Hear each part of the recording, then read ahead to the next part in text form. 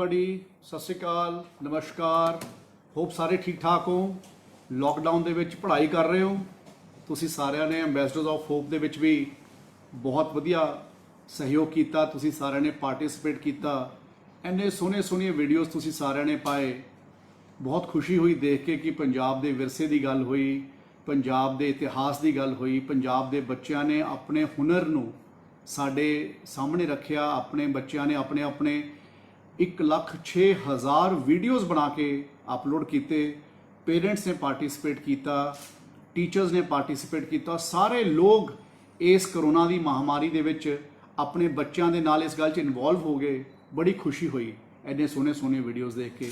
और मैनू पता है अज आपां होर किसी गल वास्ते इकट्ठे हुए हैं। तुहानू सारिआं नू कल मैं फेसबुक लाइव वास्ते सुनेहा दिता। तुसी सारे अज इन्नी वड्डी गिनती विच जुड़े हो। तुसी इन्ने वड्डी गिनती विच सवाल भेजे हैं। ਤੁਹਾਡਾ ਬਹੁਤ ਧੰਨਵਾਦ ਕਰਦਾ ਹਾਂ, ਸਵਾਗਤ ਕਰਦਾ ਹਾਂ।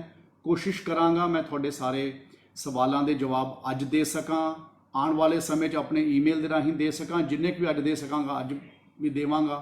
ਔਰ ਮੇਰੇ ਮਨ ਦੇ ਵਿੱਚ ਅੱਜ 2-3 ਗੱਲਾਂ ਤੁਹਾਡੇ ਨਾਲ ਸਾਂਝ ਕਰਨੀਆਂ ਹੈ। ਓਪਨਿੰਗ ਰਿਮਾਰਕਸ ਮੈਂ ਅੰਗਰੇਜ਼ੀ ਵਿੱਚ ਵੀ ਗੱਲ ਕਰਾਂਗਾ ਅਤੇ ਪੰਜਾਬੀ 'ਚ ਵੀ ਗੱਲ ਕਰਾਂਗਾ। ਔਰ ਇਸ ਤੋਂ ਇਲਾਵਾ ਫਿਰ ਮੈਂ ਤੁਹਾਡੇ ਸਾਰਿਆਂ ਦੇ ਸਵਾਲ ਲਵਾਂਗਾ ਅਤੇ ਔਰ ਸਵਾਲ ਲੈਣ ਤੋਂ ਬਾਅਦ ਜਿਹੜੇ ਕੋਈ ਗੱਲਾਂ ਰਹਿ ਜਾਣਗੀਆਂ ਆਪਾਂ ਫਿਰ ਉਹਨੂੰ ਬਾਅਦ 'ਚ ਕਰਾਂਗੇ। ਔਰ ਤੁਹਾਨੂੰ ਸਾਰਿਆਂ ਨੂੰ ਪਤਾ ਹੈ ਕਿ ਇਸ ਕਰੋਨਾ ਦੀ ਮਹਾਮਾਰੀ ਕਰਕੇ ਆਪਾਂ ਸਾਰਿਆਂ ਨੇ ਆਪਣੇ ਹੱਥਾਂ ਨੂੰ ਸਾਫ਼ ਰੱਖਣ ਵਾਲਾ ਉਪਰਾਲਾ ਕੀਤਾ। ਮਾਸਕ ਪਾ ਕੇ ਰੱਖੇ, ਸੋਸ਼ਲ ਡਿਸਟੈਂਸਿੰਗ ਨੂੰ ਮੇਨਟੇਨ ਰੱਖਿਆ। ਆਪਣੇ ਆਪ ਨੂੰ ਲੋਕਡਾਊਨ ਦੇ ਵਿੱਚ ਆਪਾਂ ਸਾਰਿਆਂ ਨੇ ਆਪਣੇ ਘਰਾਂ ਵਿੱਚ ਰੱਖਿਆ। ਆਪਣੇ ਮਾਤਾ ਪਿਤਾ ਦੀ ਸੇਵਾ ਕੀਤੀ, ਉਹਨਾਂ ਦਾ ਖਿਆਲ ਕੀਤਾ। ਇਹ ਸਾਰੀਆਂ ਗੱਲਾਂ ਕੀਤੀਆਂ। ਮਾਨਯੋਗ ਮੁੱਖ ਮੰਤਰੀ ਪੰਜਾਬ ਕੈਪਟਨ ਅਮਰਿੰਦਰ ਸਿੰਘ ਜੀ ਦੀ ਜੋ ਹਦਾਇਤ ਸੀ, ਸਰਕਾਰ ਦੀ ਹਦਾਇਤ ਸੀ, ਉਹਨੂੰ ਤੁਸੀਂ ਸਾਰਿਆਂ ਨੇ ਮੰਨਿਆ। ਤਾਂ ਹੀ ਆਪਾਂ ਹਲੇ ਤੱਕ ਕਰੋਨਾ ਦੀ ਮਹਾਮਾਰੀ ਨੂੰ ਰੋਕ ਸਕੇ ਹਾਂ। ਔਰ ਹਲੇ ਮੁੱਕਿਆ ਨਹੀਂ। ਆਪਾਂ ਨੂੰ ਹਲੇ ਹੋਰ ਵੀ ਇਸ ਦੇ ਉੱਪਰ ਇਸੇ ਤਰੀਕੇ ਨਾਲ ਆਪਣੇ ਆਪ ਨੂੰ ਬਲਕਿ ਹੋਰ ਕੇਅਰਫੁਲ ਰਹਿ ਕੇ ਸਾਨੂੰ ਆਪਣੇ ਆਪ ਨੂੰ ਕੰਡਕਟ ਕਰਨਾ ਪਊਗਾ ਤਾਂ ਕਿ ਅਸੀਂ ਇਸ ਕਰੋਨਾ ਦੀ ਮਹਾਮਾਰੀ ਦੇ ਲੱਕ ਨੂੰ ਪੂਰੇ ਤਰੀਕੇ ਨਾਲ ਤੋੜ ਸਕੀਏ। ਔਰ ਮੈਨੂੰ ਪੂਰਾ ਵਿਸ਼ਵਾਸ ਹੈ ਕਿ ਆਪਾਂ ਪੰਜਾਬ ਦੇ ਲੋਕ ਹਮੇਸ਼ਾ ਸਟਾਲਵਰਟਸ ਹੁੰਦੇ ਹਾਂ। ਹਰ ਲੜਾਈ ਦੇ ਵਿੱਚ ਵੱਡਾ ਯੋਗਦਾਨ ਵੀ ਪਾਉਂਦੇ ਹਾਂ ਔਰ ਆਪਾਂ ਹਰ ਲੜਾਈ ਨੂੰ ਜਿੱਤ ਕੇ ਵਾਪਸ ਆਉਂਦੇ ਹਾਂ। ਅਤੇ ਇਸ ਵਾਰ ਵੀ ਜਿਸ ਤਰ੍ਹਾਂ ਸਾਰੇ ਪੰਜਾਬ ਨੇ ਹੁਣ ਤੱਕ ਸਾਥ ਦਿੱਤਾ ਹੈ ਸਰਕਾਰ ਦਾ, ਉਸੇ ਤਰੀਕੇ ਨਾਲ ਤੁਸੀਂ ਸਾਥ ਦਿਓਗੇ ਤਾਂ ਕਿ ਆਪਾਂ ਇਸ ਕਰੋਨਾ ਦੀ ਮਹਾਮਾਰੀ 'ਚੋਂ ਬਾਹਰ ਨਿਕਲ ਸਕੀਏ। ਇਸ ਤੋਂ ਇਲਾਵਾ ਦੂਜੀ ਗੱਲ ਜਿਹੜੀ ਆਪਾਂ ਅੱਜ ਕਰਨ ਜਾ ਰਹੇ ਹਾਂ ਉਹ ਸਿੱਖਿਆ ਵਿਭਾਗ ਨਾਲ ਜੁੜੀ ਗੱਲ ਹੈ। ਤੁਹਾਨੂੰ ਸਾਰਿਆਂ ਨੂੰ ਪਤਾ ਹੈ ਕਿ ਜਦੋਂ ਇਹ ਕਰੋਨਾ ਮਹਾਮਾਰੀ ਦੀ ਗੱਲ ਆਈ ਅਤੇ ਲੋਕਡਾਊਨ ਦੇਸ਼ ਦੇ ਵਿੱਚ ਆਇਆ, ਸਿੱਖਿਆ ਵਿਭਾਗ ਨੇ 23 ਮਾਰਚ ਨੂੰ ਆਰਡਰ ਕੱਢਿਆ ਔਰ ਉਹਦੇ ਵਿੱਚ ਇੱਕੋ ਗੱਲ ਕਹੀ ਸੀ ਕਿ ਅਸੀਂ ਬੱਚਿਆਂ ਦੇ ਪ੍ਰਾਈਵੇਟ ਸਕੂਲਾਂ ਦੀ ਫੀਸ ਨੂੰ ਡੈਫਰ ਕਰ ਰਹੇ ਹਾਂ। ਕਿਉਂਕਿ ਉਸ ਦਿਨ ਲੋਕਡਾਊਨ ਸਿਰਫ 21 ਦਿਨ ਲਈ ਲੱਗਿਆ ਸੀ ਅਤੇ ਕਿਸੇ ਨੇ ਸਮਝਿਆ ਨਹੀਂ ਸੀ ਕਿ ਇੰਨਾ ਲੰਬਾ ਲੋਕਡਾਊਨ ਚੱਲ ਜਾਊਗਾ ਜਾਂ ਕਰੋਨਾ ਦੀ ਮਹਾਮਾਰੀ ਸਾਡੇ ਪੰਜਾਬ ਵਿੱਚ ਸਾਨੂੰ ਲੋਕਾਂ ਨੂੰ ਇੰਨੇ ਦਿਨ ਘਰਾਂ ਦੇ ਵਿੱਚ ਰਹਿਣ ਵਾਸਤੇ ਮਜਬੂਰ ਕਰ ਦਊਗੀ। ਦੂਜੇ ਪਾਸੇ ਬੱਚਿਆਂ ਦੀ ਪੜ੍ਹਾਈ ਵੀ ਇੰਪੋਰਟੈਂਟ ਹੈ, ਬੱਚਿਆਂ ਦਾ ਹਰ ਸਾਲ ਵੀ ਇੰਪੋਰਟੈਂਟ ਹੁੰਦਾ ਹੈ। ਇਸ ਕਰਕੇ ਪਿਛਲੇ 3-4 ਦਿਨ ਪਹਿਲਾਂ ਅਸੀਂ ਇੱਕ ਹੋਰ ਆਰਡਰ ਕੱਢਿਆ ਜਿਸ 'ਚ ਅਸੀਂ ਟਿਊਸ਼ਨ ਫੀਸ ਜਿਹੜੇ ਕਿ school, private school online classes ਬੱਚਿਆਂ ਨੂੰ ਦੇ ਰਹੇ ਹੈ, ਉਹ ਸਕੂਲ ਆਪਣੇ ਆਨਲਾਈਨ ਕਲਾਸਿਸ ਦੇ ਤਹਿਤ ਟਿਊਸ਼ਨ ਫੀਸ ਚਾਰਜ ਕਰ ਸਕਦੇ ਹੈ। ਜਦੋਂ ਅਸੀਂ ਟਿਊਸ਼ਨ ਫੀਸ ਕਹਿੰਦੇ ਹਾਂ ਉਹਦਾ ਮਤਲਬ ਹੁੰਦਾ ਕਿ ਨਾ ਤਾਂ ਕੋਈ ਟਰਾਂਸਪੋਰਟੇਸ਼ਨ ਚਾਰਜਿਸ ਹੋਣਗੇ, ਨਾ ਕੋਈ ਐਡਮਿਸ਼ਨ ਚਾਰਜਿਸ ਹੋਣਗੇ, ਨਾ ਕੋਈ ਬੱਚਿਆਂ ਨੂੰ ਯੂਨੀਫਾਰਮ ਆਪਣੇ ਸਕੂਲ ਦੀ ਟੱਕ ਸ਼ਾਪ ਤੋਂ ਲੈਣ ਵਾਸਤੇ ਮਜਬੂਰ ਕਰੂਗਾ, ਨਾ ਕੋਈ ਆਪਣੀ ਯੂਨੀਫਾਰਮ ਨੂੰ ਅਗਲੇ 2 ਸਾਲ ਲਈ ਬਦਲਣ ਦੀ ਗੱਲ ਕਰੂਗਾ, ਨਾ ਕੋਈ ਬੁੱਕਸ ਆਪਣੀ ਦੁਕਾਨ ਤੋਂ, ਸਕੂਲ ਦੀ ਦੁਕਾਨ ਤੋਂ ਲੈਣ ਵਾਸਤੇ ਮਜਬੂਰ ਕਰੂਗਾ। ਇਹ ਆਰਡਰ ਅਸੀਂ ਪਹਿਲਾਂ ਵੀ ਕੱਢਿਆ ਹੈ। ਇਹੀ ਹੈ ਕਿ ਤੁਸੀਂ ਆਪਣੀ ਵੈਬਸਾਈਟ ਦੇ ਉੱਪਰ ਬੱਚਿਆਂ ਦੀਆਂ ਡਰੈਸਿਸ ਵਾਸਤੇ ਕੋਡ ਪਾਓਗੇ ਔਰ ਤੁਸੀਂ ਬੱਚਿਆਂ ਨੂੰ ਜਿਹੜੀਆਂ ਕਿਤਾਬਾਂ ਦੀ ਲੋੜ ਹੈ ਉਹ ਕਿਤਾਬਾਂ ਜਿਹੜੀਆਂ ਲੱਗਣੀਆਂ ਉਹਨੂੰ ਤੁਸੀਂ ਆਨਲਾਈਨ ਆਪਣੇ ਕੋਲ ਸ਼ੋਅ ਕਰੋਗੇ ਤਾਂ ਕਿ ਬੱਚੇ ਜਿੱਥੋਂ ਸਸਤੀਆਂ ਮਿਲਦੀਆਂ ਉੱਥੋਂ ਉਹ ਕਿਤਾਬਾਂ ਬਾਏ ਕਰ ਸਕਣ। ਔਰ ਇਸ ਦੇ ਨਾਲ ਅਸੀਂ ਆਪਣੇ ਟੀਚਰਸ ਵਾਸਤੇ ਔਰ ਖ਼ਾਸ ਤੌਰ 'ਤੇ ਨਾਨ ਟੀਚਿੰਗ ਸਟਾਫ ਵਾਸਤੇ ਵੀ ਸਰਕਾਰ ਨੇ ਹਦਾਇਤ ਕੀਤੀ ਹੈ ਕਿ ਨਾ ਤਾਂ ਉਹਨਾਂ ਨੂੰ ਬਾਹਰ ਕੱਢਿਆ ਜਾਊਗਾ ਔਰ ਨਾ ਹੀ ਉਹਨਾਂ ਦੀ ਸੈਲਰੀਜ਼ ਦੇ ਵਿੱਚ ਕੋਈ ਕੱਟ ਕੀਤਾ ਜਾਊਗਾ। ਔਰ ਹਾਈ ਕੋਰਟ ਦੀ ਡਾਇਰੈਕਸ਼ਨ ਵੀ ਆਈ, ਦਿੱਲੀ ਹਾਈ ਕੋਰਟ ਦੀ, ਉਹਨਾਂ ਨੇ ਵੀ ਫੀਸ ਸਟਰਕਚਰ ਨੂੰ ਲੈ ਕੇ ਆਪਣੀ ਡਾਇਰੈਕਸ਼ਨ ਦਿੱਤੀ। ਤਾਂ ਸਾਰੀਆਂ ਗੱਲਾਂ ਨੂੰ ਧਿਆਨ 'ਚ ਰੱਖਦੇ ਹੋਏ ਸਰਕਾਰ ਨੇ ਇਹ ਆਰਡਰ ਕੱਢਿਆ ਔਰ ਪੇਰੈਂਟਸ ਨੂੰ ਇਹ ਵੀ ਕਿਹਾ ਕਿ ਅਗਰ ਤੁਸੀਂ ਫੀਲ ਕਰਦੇ ਹੋ ਕਿ ਤੁਸੀਂ ਮਹੀਨੇ ਵਾਈਜ਼ ਮਹੀਨਾ ਫੀਸ ਦੇ ਸਕਦੇ ਹੋ ਤਾਂ ਮੰਥਲੀ ਫੀਸ ਦੇ ਦਿਓ। ਜੇ ਤੁਸੀਂ 2 ਮਹੀਨਿਆਂ ਬਾਅਦ ਫੀਸ ਦੇਣਾ ਕੰਫਰਟੇਬਲ ਸਮਝਦੇ ਹੋ ਤਾਂ 2 ਮਹੀਨੇ ਬਾਅਦ ਦੇ ਦਿਓ, ਔਰ ਜੇ ਤੁਸੀਂ 3 ਮਹੀਨੇ ਬਾਅਦ ਦੇਣਾ ਸਮਝਦੇ ਹੋ ਤਾਂ 3 ਮਹੀਨਿਆਂ ਬਾਅਦ ਦੇ ਦਿਓ। ਕਿਉਂਕਿ ਸਾਨੂੰ ਸਭ ਨੂੰ ਪਤਾ ਹੈ ਕਿ ਜਿਹੜੇ ਪ੍ਰਾਈਵੇਟ ਸਕੂਲਸ ਦੇ ਓਨਰਸ ਹੈ ਜਾਂ ਮੈਨੇਜਮੈਂਟਸ ਹੈ, ਉਹਨਾਂ ਦਾ ਆਪਣਾ ਇੱਕ ਨਿੱਜੀ ਰਿਸ਼ਤਾ ਬੱਚੇ ਨਾਲ ਵੀ ਹੁੰਦਾ ਹੈ, ਔਰ ਉਹਨਾਂ ਦਾ ਇੱਕ ਨਿੱਜੀ ਰਿਸ਼ਤਾ ਪੇਰੈਂਟਸ ਤੇ ਉਹਨਾਂ ਦੀਆਂ ਫੈਮਲੀਜ਼ ਦੇ ਨਾਲ ਵੀ ਹੁੰਦੀ ਹੈ। ਸੋ ਇਹ ਤਿੰਨੋਂ ਲੋਕਾਂ ਦਾ ਆਪਣਾ ਇੱਕ ਨਿੱਜੀ ਕਨੈਕਟ ਵੀ ਹੁੰਦਾ ਹੈ। ਮੇਰੇ ਕੋਲ ਵੀ ਬਹੁਤ ਸਾਰੀਆਂ ਕੰਪਲੇਂਟਸ ਜਦੋਂ ਆਉਂਦੀਆਂ ਉਹ 'ਚ ਲੋਕ ਮੈਨੂੰ ਇੱਕੋ ਹੀ ਗੱਲ ਕਹਿੰਦੇ ਹੈ ਕਿ ਸਾਡੀ ਗੱਲ ਨੂੰ ਡਾਇਵਰਜ ਨਾ ਕਰਿਓ ਕਿ ਅਸੀਂ ਤੁਹਾਨੂੰ ਕੰਪਲੇਂਟ ਕੀਤੀ ਹੈ, ਸਾਨੂੰ ਇਹ ਗੱਲ ਡਾਇਵਰਜ ਨਾ ਕਰਿਓ ਕਿ ਸਾਨੇ ਕੰਪਲੇਂਟ ਕੀਤੀ ਹੈ ਜਾਂ ਮੇਰਾ ਈਮੇਲ ਆਈਡੀ ਜਾਂ ਮੇਰਾ ਮੋਬਾਈਲ ਨੰਬਰ ਡਾਇਵਰਜ ਨਾ ਕਰਿਓ, ਕਿਉਂਕਿ ਕੋਈ ਵੀ ਪੇਰੈਂਟ ਜਾਂ ਕੋਈ ਵੀ ਬੱਚਾ ਆਪਣੀ ਸਕੂਲ ਦੀ ਮੈਨੇਜਮੈਂਟ ਦੇ ਮੂਹਰੇ ਆਪਣੇ ਆਪ ਨੂੰ ਐਕਸਪੋਜ਼ ਨਹੀਂ ਕਰਨਾ ਚਾਹੁੰਦਾ, ਔਰ ਅਸੀਂ ਵੀ ਹਾਲੇ ਤੱਕ ਇਸ ਗੱਲ ਨੂੰ ਢੱਕ ਕੇ ਰੱਖਿਆ। ਅਸੀਂ ਕਿਸੇ ਦੇ ਜਿਹਨੇ ਕੰਪਲੇਂਟ ਕੀਤੀ ਹੈ ਉਹਨੂੰ ਨਹੀਂ ਕੀਤਾ। ਪਰ ਮੈਂ ਇਹ ਜ਼ਰੂਰ ਸਮਝਦਾ ਕਿ ਕਰੋਨਾ ਦੀ ਮਹਾਮਾਰੀ ਨੂੰ ਦੇਖਦੇ ਹੋਏ ਪ੍ਰਾਈਵੇਟ ਸਕੂਲਸ ਵੀ ਸਰਕਾਰ ਦੀਆਂ ਵੱਲੋਂ ਦਿੱਤੀਆਂ ਗਈਆਂ ਜੋ ਹਦਾਇਤਾਂ ਹੈ ਉਸ ਦਾ ਪਾਲਣ ਕਰਨਗੀਆਂ, ਔਰ ਸਾਡੇ ਲੋਕਾਂ ਨੂੰ, ਸਾਡੇ ਬੱਚਿਆਂ ਨੂੰ, ਸਾਡੇ ਪੰਜਾਬ ਦੀ ਜਨਤਾ ਨੂੰ, ਜਿਹੜੇ ਪ੍ਰਾਈਵੇਟ ਸਕੂਲਾਂ ਵਿੱਚ ਪੜ੍ਹਦੇ ਆ ਬੱਚੇ, ਉਹਨਾਂ ਦੇ ਪੇਰੈਂਟਸ ਨੂੰ ਇਸ ਕਰੋਨਾ ਦੀ ਮਹਾਮਾਰੀ ਨੂੰ ਦੇਖਦੇ ਹੋਏ ਕਿ ਉਹਨਾਂ ਵੱਲੋਂ ਇਹ ਰਿਲੀਫ ਦੇਣਾ ਚਾਹੀਦਾ ਹੈ ਤਾਂ ਉਹ ਜ਼ਰੂਰ ਦੇਣਗੇ। ਔਰ ਮੈਨੂੰ ਪੂਰਾ ਵਿਸ਼ਵਾਸ ਹੈ ਕਿ ਇਹ ਸਾਰੇ ਲੋਕ ਆਪਾਂ ਮਿਲ ਕੇ ਇਸ ਲੜਾਈ ਦੇ ਵਿੱਚ ਕਾਮਯਾਬੀ ਹਾਸਲ ਕਰਾਂਗੇ ਔਰ ਸਾਰੇ ਲੋਕ ਸਰਕਾਰ ਦੀ ਹਦਾਇਤ ਨੂੰ ਮੰਨਣਗੇ। ਔਰ ਮੈਂ ਇੱਕ ਗੱਲ ਹਮੇਸ਼ਾ ਪਹਿਲਾਂ ਵੀ ਕਹੀ ਹੈ ਔਰ ਪਹਿਲਾਂ ਵੀ ਸਖਤ ਅਸੀਂ ਆਰਡਰ ਕੱਢੇ ਹੈ ਤੇ ਹੁਣ ਵੀ ਮੈਂ ਕਹਿਣਾ ਚਾਹੁੰਦਾ ਕਿ ਜਿਹੜੇ ਕੋਈ ਸਕੂਲ ਸਖਤ ਇਸ ਆਰਡਰਾਂ ਦੀ ਪਾਲਣਾ ਨਹੀਂ ਕਰੂਗਾ, ਸਾਨੂੰ ਉਸ ਦੇ ਉੱਪਰ ਐਕਸ਼ਨ ਲੈਣਾ ਪੈਣਾ ਹੈ ਔਰ ਐਕਸ਼ਨ ਵੀ ਬੜਾ ਸਖਤ ਹੋਊਗਾ। ਈਮੇਲ ਆਈਡੀ ਮੇਰਾ ਵੀ ਪਬਲਿਕ ਡੋਮੇਨ ਦੇ ਵਿੱਚ ਹੈ। ਈਮੇਲ ਆਈਡੀ ਬਾਰੇ ਮੈਂ ਤੁਹਾਨੂੰ ਐਂਡ ਦੇ ਵਿੱਚ ਗੱਲ ਵੀ ਕਰਾਂਗਾ। ਅਸੀਂ ਜ਼ਿਲ੍ਹਾ ਪੱਧਰ ਦੇ ਉੱਪਰ ਨੋਡਲ ਆਫਿਸਰਸ ਵੀ ਲਗਾਏ ਹੈ, ਉਹਨਾਂ ਦੇ ਈਮੇਲ ਆਈਡੀਜ਼ ਤੇ ਉਹਨਾਂ ਦੇ ਟੈਲੀਫੋਨ ਨੰਬਰਸ ਵੀ ਅਸੀਂ ਪਬਲਿਕ ਡੋਮੇਨ ਦੇ ਵਿੱਚ ਲੈ ਕੇ ਜਾਵਾਂਗੇ ਔਰ ਇਸ ਦੇ ਨਾਲ ਉਹਨਾਂ ਦੀ ਸਾਰਿਆਂ ਦੀ ਲਿਸਟ ਵੀ ਮੈਂ ਸ਼ੇਅਰ ਕਰਾਂਗਾ। ਔਰ ਮੇਰਾ ਆਪਣਾ ਈਮੇਲ ਆਈਡੀ ਬਹੁਤ ਸਾਰੇ ਲੋਕਾਂ ਕੋਲ ਹੈ ਵੀ ਗਿਆ ਤੇ ਬਹੁਤ ਸਾਰੇ ਲੋਕਾਂ ਵਾਸਤੇ ਮੈਂ ਦੁਬਾਰਾ ਵੀ ਸ਼ੇਅਰ ਕਰਾਂਗਾ। ਔਰ ਇਹ ਸਾਰੀ ਗੱਲ ਨੂੰ ਮੈਂ ਇੱਕ ਵਾਰ ਤੁਹਾਨੂੰ ਜਿਸ ਤਰ੍ਹਾਂ ਕਿਹਾ ਸੀ ਕਿ ਆਪਣੇ ਓਪਨਿੰਗ ਰਿਮਾਰਕਸ ਨੂੰ ਅੰਗਰੇਜ਼ੀ ਵਿੱਚ ਵੀ ਕਹਾਂਗਾ। ਮੈਂ ਸਾਰੇ I would like to just tell all children, parents, teachers and the people who are listening to me on this Facebook Live that COVID-19 is not yet over. You people have supported the government.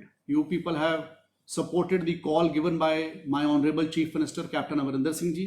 That's why Punjab is behaving in a very good manner as compared to other states. And I'm quite confident that you people will be able to give your continuous support to the state government, whether it is wearing of masks is concerned, whether cleaning of hands is concerned, whether social distancing is concerned, whether till the time lockdown is there, you are going to refrain yourself from moving out, you are going to keep yourselves home.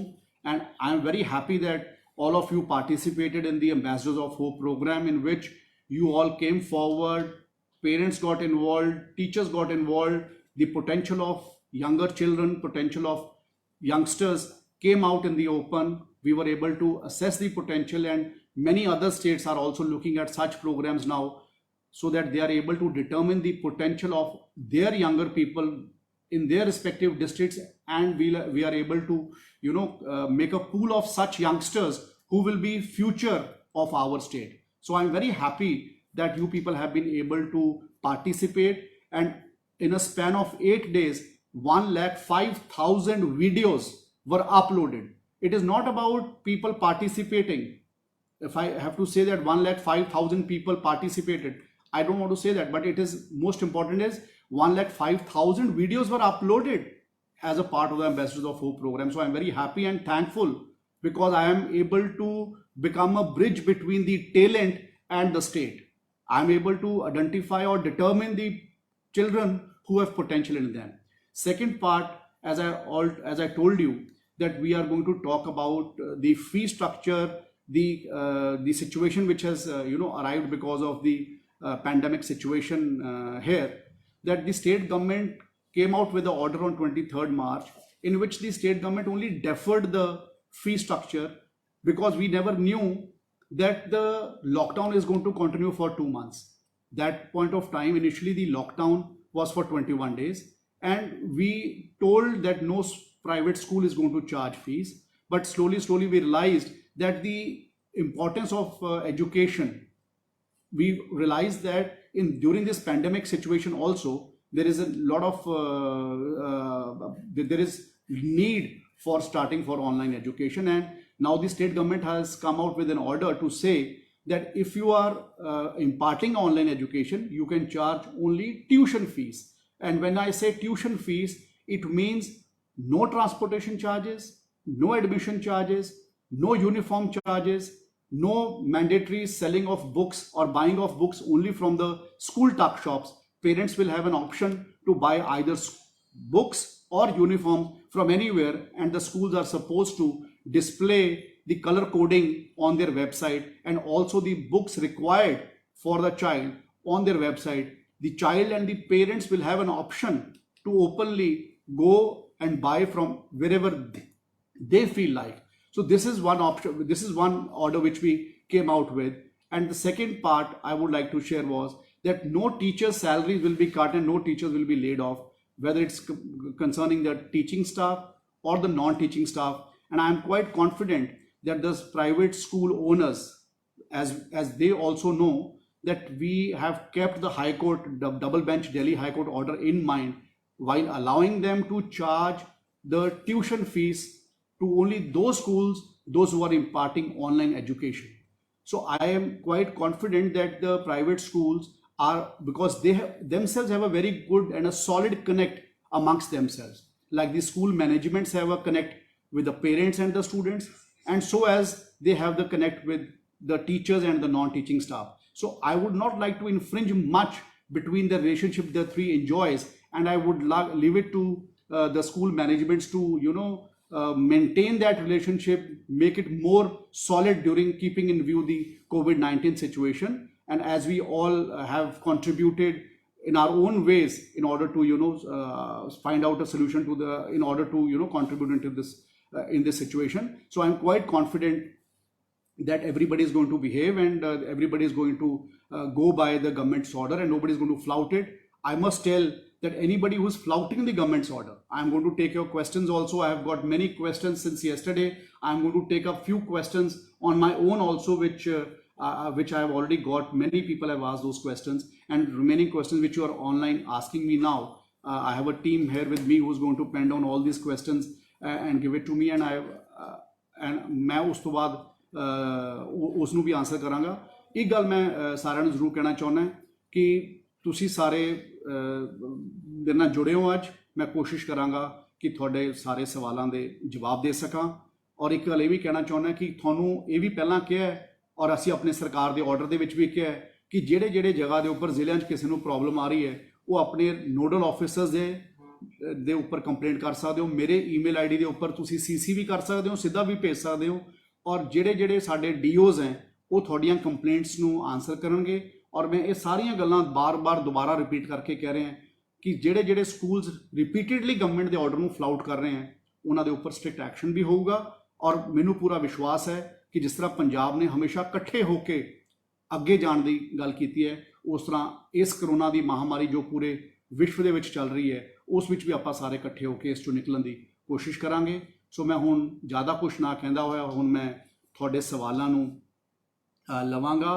ਕੁਛ 15-20 ਸਵਾਲ ਮੇਰੇ ਕੋਲ ਤੁਹਾਡੇ already ਜਿਹੜੇ ਬਹੁਤ ਸਾਰੇ ਲੋਕਾਂ ਨੇ ਫਰੀਕੁਐਂਟਲੀ ਆਸਕਡ ਕੁਐਸਚਨਸ ਜਿਹਨੂੰ ਆਪਾਂ ਕਹਿੰਦੇ ਹਾਂ, ਜਿਹੜੇ ਲੋਕਾਂ ਨੇ ਫਰੀਕੁਐਂਟਲੀ ਆਸਕਡ ਕੁਐਸਚਨਸ ਦੇ ਵਿੱਚ ਕੁਝ ਸਵਾਲ ਪੁੱਛੇ ਸੀ ਉਹਨਾਂ ਨੂੰ ਮੈਂ ਇੱਕ ਵਨ ਬਾਏ ਵਨ ਕਰਕੇ ਲਵਾਂਗਾ। ਔਰ ਮੈਂ ਤੁਹਾਨੂੰ ਸਾਰਿਆਂ ਨੂੰ ਇਹ ਕਹਿਣਾ ਚਾਹੁੰਦਾ ਕਿ ਪਹਿਲਾ ਸਵਾਲ ਜਿਹੜਾ ਮੈਂ ਲੈਣਾ ਚਾਹੁੰਦਾ ਇਹ ਮਲੇਰਕੋਟਲੇ ਦਾ ਇੱਕ ਲੜਕਾ ਹੈ ਮਨੋਜ ਕੁਮਾਰ।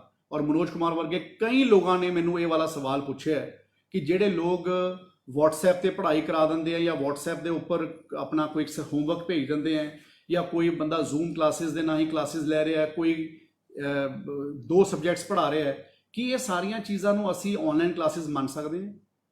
ਦੇਖੋ ਆਪਾਂ ਸਭ ਨੂੰ ਪਤਾ ਹੈ ਕਿ ਜਿਹੜੀ ਕਰੋਨਾ ਦੀ ਮਹਾਮਾਰੀ ਹੈ ਇਹ ਕਿਸੇ ਦੇ ਵਾਸਤੇ ਪਹਿਲਾਂ ਪ੍ਰੈਡਿਕਟਡ ਨਹੀਂ ਸੀਗੀ। ਕਿਸੇ ਨੂੰ ਪਤਾ ਨਹੀਂ ਸੀਗਾ ਕਿ ਸਾਨੂੰ ਆਨਲਾਈਨ ਕਲਾਸਿਸ ਵਾਲੀ ਗੱਲ ਨੂੰ ਸ਼ੁਰੂ ਕਰਨਾ ਪੈ ਸਕਦਾ ਹੈ।